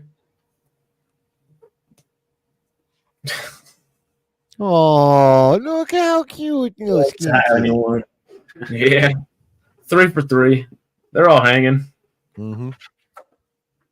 Just grabbing random packets. And his turn to show everyone his goods. We tickle the butt. Get the Cyclops. If you hang out in a room for 3.5 hours, your cats will eventually come sit in your lap. Jesus, 3.5 hours. Nearly. Yeah, buddy. Well, this was originally supposed to be like a 2-hour stream tops. Hanging. Yeah, we're chilling. Well, hey, you know, that's what happens. It's not a good man. stream unless you go over it half hour or more. Exactly. He will eat you if you die. Well, yeah. That's the best part. Nature keeps moving, man. He'll either do that or he'll just fall asleep on your chest and not leave you alone. that's possible. Until you die, and then he'll eat you. Oh, that's after. That's after. Yeah. It's inevitable. There was a story in the news a while back when there was a guy died on the floor of his living room, I think. And when the police went around there because of a complaint for the smell, so the police did a bit of a late welfare check. Uh-huh. And guy was laying there, been dead for weeks. Cat was curled up on his chest. Oh. No evidence of the cat doing anything. Just laid on top of his chest for the whole time. Cat was fine. Cat was alive. Yeah. He'd obviously been getting food from somewhere, but he never touched the body. Dog. Right, I'll be back in a minute. I've got to get this packet away from him before he decides to eat it and swallow it. Yeah. Well, oh, there he goes. Well, the cat version of Weekend at Bernie's and Rick and Morty. Y'all watching Rick and Morty. I don't need to watch it. So I guess another little sell for it is each episode is based off of a movie. Oh yeah. Yeah. So each one's like loosely based off of a film. So it's kind of following that same like plot structure as whatever movie is kind of based off of. Oh, okay. And it's all like just the names are changed up with something like Rick and Morty sounding. Like what's a dinner with Andre or whatever the hell the movie's called? I can't think of it. It's like a dinner Rick on, I don't know what the hell it is, but it's something along those lines. To Troll Fox's Lawyers. Yeah, but it was hilarious. It worked. Amazing what you can do if you've got treats and a dog that picks rubbish randomly out of your bin and snarls at you when you try and take it away. Amazing what you can do with a treat. Yeah, that's true. I just wish he preferred his dog food over cat food. They're the same brand. They come from the same place. And they're pretty much the same type of food. It's just different sized chunks, right? Mm. Yeah. One that goes down easy peasy. Mm. Peter, have you ever seen Solar Opposites, and do you like it? Because I think y'all would really like Solar Opposites. It's much more like, well, Rick and Morty's super freaking sci-fi oriented, but it's also like 50% hash. It's also like it's story driven in a very loose basis, loose structure, but it's still very sci-fi, but it's funny. So yeah, love Solar Opposites. Solar Opposites is just literally a sci-fi sitcom, and the main story doesn't necessarily have structure. It has a little bit, but doesn't have much. And then it has like secondary stories that happen within. Like here's another sell for Solar Opposites. There's 4 aliens that have to live on Earth, kind of deal, and they're stuck there. Oh no. Oh, that's sad. That's all right. So the 4 aliens. French. All right. French. Well, okay. So not quite as good as Rick and Morty. It's not quite as good as Rick and Morty. I agree. But for sci-fi people, I think it's a good kind of like they might like that to get them to watch Rick and Morty per se. Because okay, so 4 aliens crash on Earth, live on Earth. Kind of that's the premise of the show. One of the aliens, which is like a little girl, she shares a room with her brother, and on one of the walls, they have like a shrinking ray gun. So throughout life, now they just shrink people if they get pissed off at them, and they start putting them in this wall, and like think of them as pets. And there's a secondary part of the story that is inside of the wall. So like every 4, 5, 6, 7 episodes, you get a wall episode, or at least a partial wall episode. And they're all stuck inside this wall. And the wall might be a better show than the actual show. It's amazing. Hilarious. Hilarious. But I think y'all would really enjoy it. Stone describing it very slowly, but I think y'all would enjoy it. And it's a good bridge the gap to Rick and Morty. Yeah. Okay.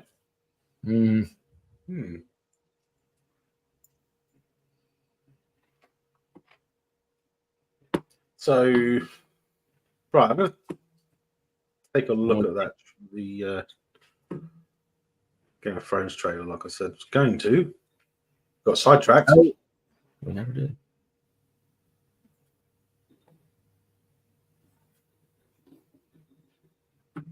My favorite shows of the last few years. They're great. They're legit great. Do you like the Wall episodes, Peter? And do you like the Silver Cops as well? Because the Silver Cops is a whole little extra little sideshow that they're doing now, and it's fucking great.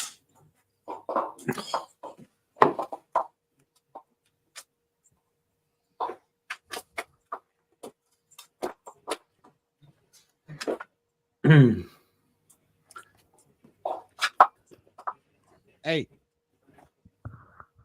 Bloody noise. you're here to relax, not play with my headphone cord, sir.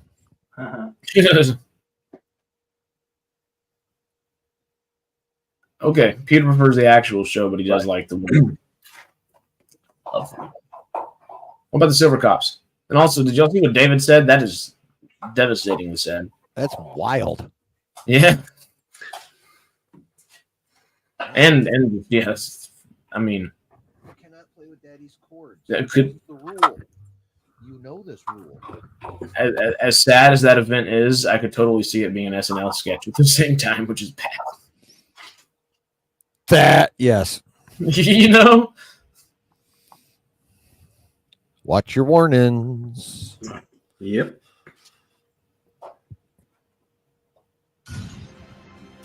For the one true King Aegon!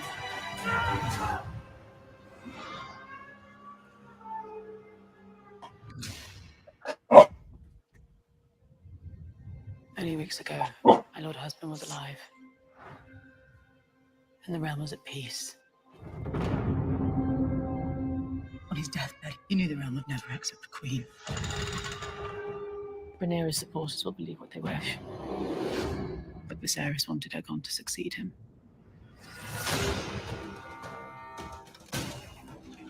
They wish now not for the good of the realm, but for the satisfaction of vengeance.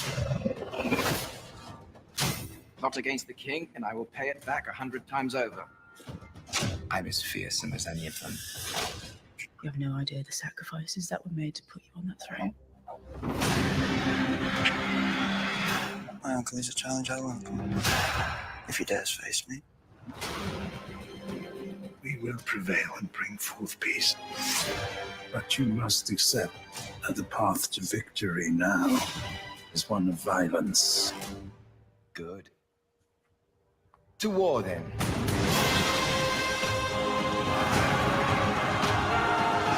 All my life, I've endeavored to serve both my house and the realm, and somehow none of it matters. Hold to your courage! For the one true King Aegon!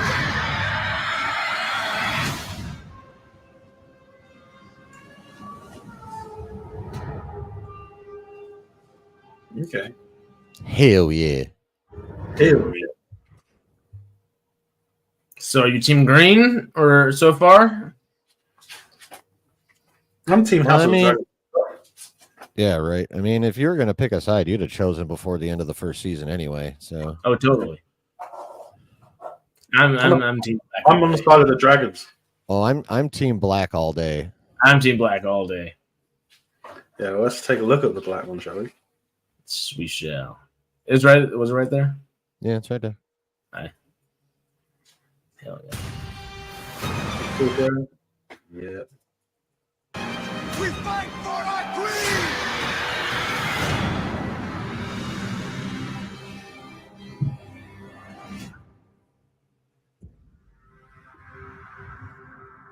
My father chose me, his firstborn child, to succeed him. He held to his decision until death. And yet, Alicent's son sits my throne. I mean to fight this war and win it. The realm will soon tear itself apart.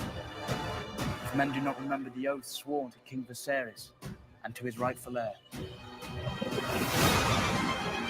The High Towers are marching. You must crush this beast at its head. Our terms are very simple. Renounce the false king and bend the knee to the innocent, or your house burns. When the desire to kill and burn takes hold and reason is forgotten, you will not even remember what began the war in the first place.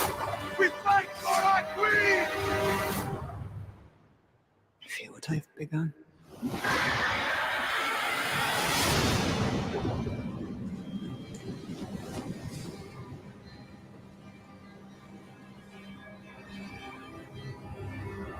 June is so stacked.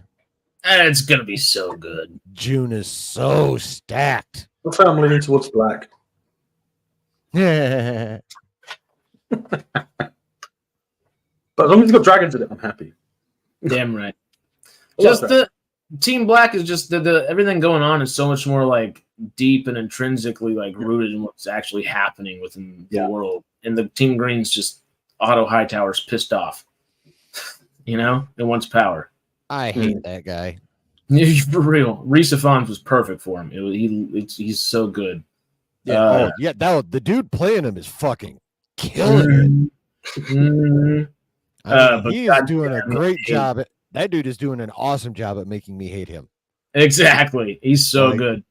Yeah. That's like the I don't hate him as much as Joffrey. Joffrey. They did well to make you hate the ones that you meant to hate. Yep. Yeah, probably David. Oh wait, no, didn't they? What were they talking? Them and Rings of Power have both said that they're going to try to like fast track things from now on. I think for the better for both of them. I think House of the Dragon will probably handle it better. Hopefully, Rings of Power starts handling things really well, but we'll see. I'll tell you what, I hadn't watched even the first season of House of Dragon until like week before last. I think I finished it last week. Yeah, I never got around to watching it till last week. But I'll tell you what, though, that show made me very happy with the casting of Millie Alcock as Supergirl, because her Rhaenyra was a little badass. She was that little bitch. You did not fuck with her. So as soon as I watched that, and I'm like, oh fuck yeah, she's Supergirl. Let's go. This could be good. The other girl I feel like looked more like Supergirl, but Millie Alcock, I think the probably better actress at the end of the day. Like it just probably not overall. Who knows? But I'm just pumped. I'm pumped. I forgot her name. The young Alicent. Are you talking young Alicent? You can't remember? No. The other girl for Supergirl that was going to play Supergirl. Oh, that one. She already Flash. Maybe I think so. Dark-haired Supergirl. No, there's another blonde girl that was going to play it. It was her versus Millie Alcock at the end of the two. It's like Molly something. Later, Peter. We still don't even have a teaser yet for Rings of Power Season 2. Yeah. Thank Christ. Put it bluntly. If I saw that as a tweet, I'd be quoting it with my "nobody gives a fuck" gif. Yeah. I just hope it's good. I don't even care. I'm about usually I'm a trailer person, but I don't even care about a trailer for it. I will watch it when it comes out. I just hope this will be the last season I'm watching if it's bad.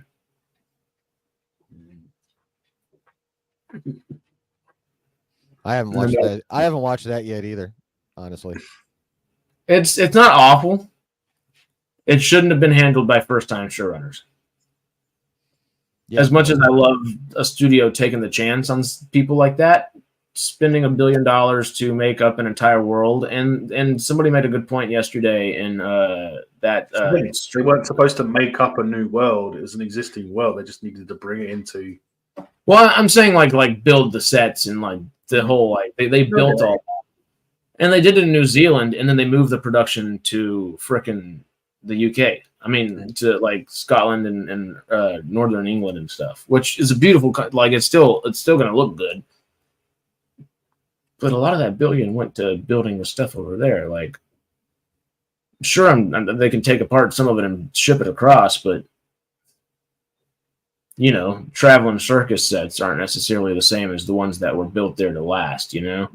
Yeah. It's not like with Game of Thrones where it was a global phenomenon in more than one way, more than the fact that it was an amazing show, but also the fact that it's filmed on different locations around the world. Whichever one made the most sense for the scene, which is like, hey, if you got the cash to do it. They went to a desert. There's a reason it's so successful too. In the Sahara, they said Mos Eisley was in Sahara. They built part of the set. I think it was, wasn't it? They did some Sahara. They did some of the stuff in Jordan. They did a lot in Morocco. They did a lot in Morocco, Spain. They went to where the terrain was that suited the scenes. Kind of like they do in America a lot. You've got a lot of different types of terrain, so it helps. Yeah, you want a snow-topped mountain, you go Wyoming or something. Yeah, legit. Yeah, legit. Yeah. We are talking about. It's perfectly plausible that a lot of the galaxy looks like Canadian forest. Yeah. If you go by that documentary series that went on for 12 to 13 years or so, you know, the Stargate, you know, that's what that documentary. Yeah. Well, even the funnier part about that is Canada's such a huge country. It, like the U.S., is literally a continental country. It spreads an entire continent from side to side. It's literally just straight up British Columbia and Alberta, like, or maybe not even Alberta. Like, it doesn't even show many farmlands. Like, it's just like Western British Columbia, and I forget the second closest province on the left side for Canada. When they had the whole country to utilize, you know. Quebec. Yeah, I guess it would have been a little different going up into Quebec, but they could have gone to like Nova Scotia and stuff on the east side of Canada. I can't blame them for avoiding French people. No. Well, they can go to the east side of Canada. You know, they can skip over Quebec. Go to Alberta, get some good beef in there, get some farm shots. Come on over to Ontario. There you go. Cross the Ambassador Bridge. Come hang out in Alberta Michigan. It'll be food. Alberta beef is good. Oh, Mark, yeah, the Beetlejuice trailer was good. Bailey. Some random cot. That's funny. Squirrel with a gun. That's funny. To quote Ace Ventura, alrighty then. Oh, like a glove. Like a glove.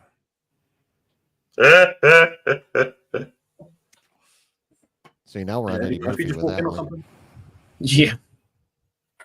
Going a little nutty professor. That's because we've been on for almost 4 hours now. Yeah. I don't think I've eaten anything today. I might have to look at some food here in a minute. Yeah, it's probably going to be time to end soon anyway. It's a lot longer than expected. It's been fun though. Yeah, because that's what happens when you're having fun and talking shit. Damn right. We'll have to do this again soon. Sooner or later. Sooner, hopefully. You know what we should do? We should just start rotating between our channels. That's not a bad idea. Just maybe hop. Yeah, maybe like once a week just or keep something. Paris down here. Hello. Hello. Yeah, I'd be up for that. Rotating through the channels. Yeah. Yeah, I'm down. That's fun. Let's do it. Cool. Well, we're gonna have to now. We said it live. Yeah, I know, right? People will be like, "You motherfuckers." That means y'all got to hold us to it. And, you know, Peter, David, and Mark are always here. And Laura's probably still listening somewhere. So, you know what? We'll definitely have to do something like this for when the Acolyte drops. Yep. Yeah. I know I'm planning on doing a big-ass preview show the Saturday before. Oh, yeah. Sure. Hell yeah. I'll do Afterthoughts for Acolyte for damn sure if you want to come on Afterthoughts. Yeah. Because we'll have that with the Afterthoughts crew, too. Oops. When was the last time you did an Afterthoughts? That's what I was wondering. too long ago. I tried to get the guys to do one for Three Body Problem, and we were gonna do like one episode a day or one episode every other day or every 3 days, just whatever schedule worked. And then not enough of them were into it. No, David, because it's not getting me money. Yeah, yeah. I mean, if you know y'all want to get together and send us to SDCC too, I mean, we're here for that shit for sure. Well, y'all too. So y'all, I mean, yeah, come on. But if you want to just send me cash, I'll take it. Yep. I do have a tipping page set up. Hey, there you go. I've got a PayPal. The Patreons. I haven't started a Patreon. I feel like I need more subs. I don't know. You need somehow to get the audience over there as well. That's what I found. I've got a Patreon, but it wasn't getting viewed. Yeah, I want to do like a certain series. I just haven't found out a logistic way to do it. It's a fun, like I want to do like watch parties on Patreon essentially, but like do them with I have a vest that's like a haptic feedback vest that you can like watch along, and like it's just a fun little thing, you know.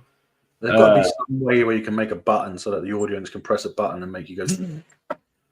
Hey, there is, honestly. That would be like a Discord thing. Awesome. I don't know how to do that, but I have a buddy that. I'll just be holding the button down so that it'd be like a 50 cents for like a buzz kind of deal. Yeah, that's why I'd hold the fit button down, pay 50 cents, and then just hold it. YouTube takes a bunch, so I'd be getting a lot of dimes. It'd be great. Right. YouTube takes 30%. Aye. Crazy number, isn't it? But then Rumble, if you get monetized on Rumble and earn enough, it's 40%, so it's 10% less on YouTube than Rumble. Oh, really? Rumble takes more than YouTube? Wow. Really? In their defense, they do monetize from straight from the start. Oh. You don't have to so how does that work with views? Is like one view worth more than a view on YouTube per se? I think the number of views. I think they separate the views into two sections. I think it's like the equivalent of the concurrent views on YouTube. Because we get concurrent viewers, which are the ones that return, and then you got random viewers that just come along and take a look and then disappear. So they separate those in the videos on Rumble, and I think it has to be like the equivalent of the concurrent views that you earn from. It's crazy. Well, we just got 2 comments in a row. Mark said he's still DoorDash. I'm surprised he's still here. The show's been going on the Sunday show's been going on like over the line for 2.5 hours recently.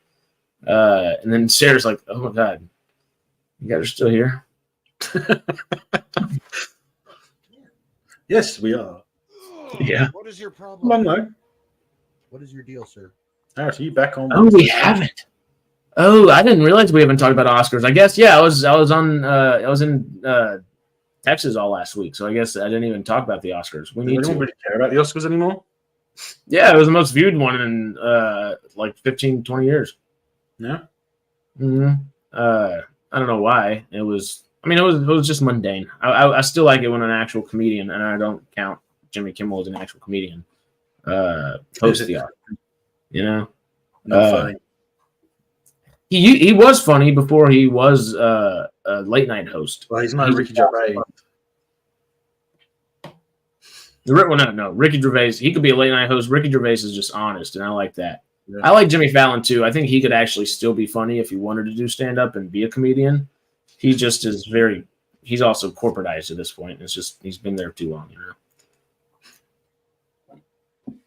He doesn't have like a genuine laugh anymore. And that's when you lose me as a late night person. When the laugh loses, it's gumption. What are you trying to get? Oh dear. Yeah, I think we're going to call it here because we've been going for nearly 4 hours. Yeah, 3:48. Yeah, it's crazy. I can't remember the last time I did. Even my watch-alongs don't go longer than 2 to 2.5 hours, depending on what the film is, how long the film is. Yeah. Jeez. That's true. Cool. Was he really? Oh, Sarah, you missed all the cats. We probably all three currently still have cats in our lives. Well, we made the joke that fucked off now. He's gone outside. it was like 3 hours, 20 minutes. Yeah, something like that. Nah. We were joking about if you sit at a laptop for 3 hours, the cat's eventually going to come sit in your lap. You know? Yep. Yeah, it was right around the 3 hour mark. Yep. Crazy. Oh, so yeah, I'd love to do this again. So we'll have to arrange something. Oh yeah, for sure. Definitely. We'll figure it out on the in the Twitter DMs. Yeah, it will for sure. It will be fantastic. So we're going to call it here. Cool. You guys want to say goodbye and remind people where you are, where you come from? Go ahead. M cube, G cube, and Sky Trek, of course, as the little thingy thing says right here. Yep. Same Come here. say hi. That's the link to me channel. If y'all want to come on over and check that, check me out if you haven't already. Please do. We're fun, as you can see. Okay. All right, guys, Questers. So I'm calling it there. Go and subscribe to both these guys. They're amazing. They do some great stuff. And as usual, guys, take care, stay safe, and may the Schwartz be with you.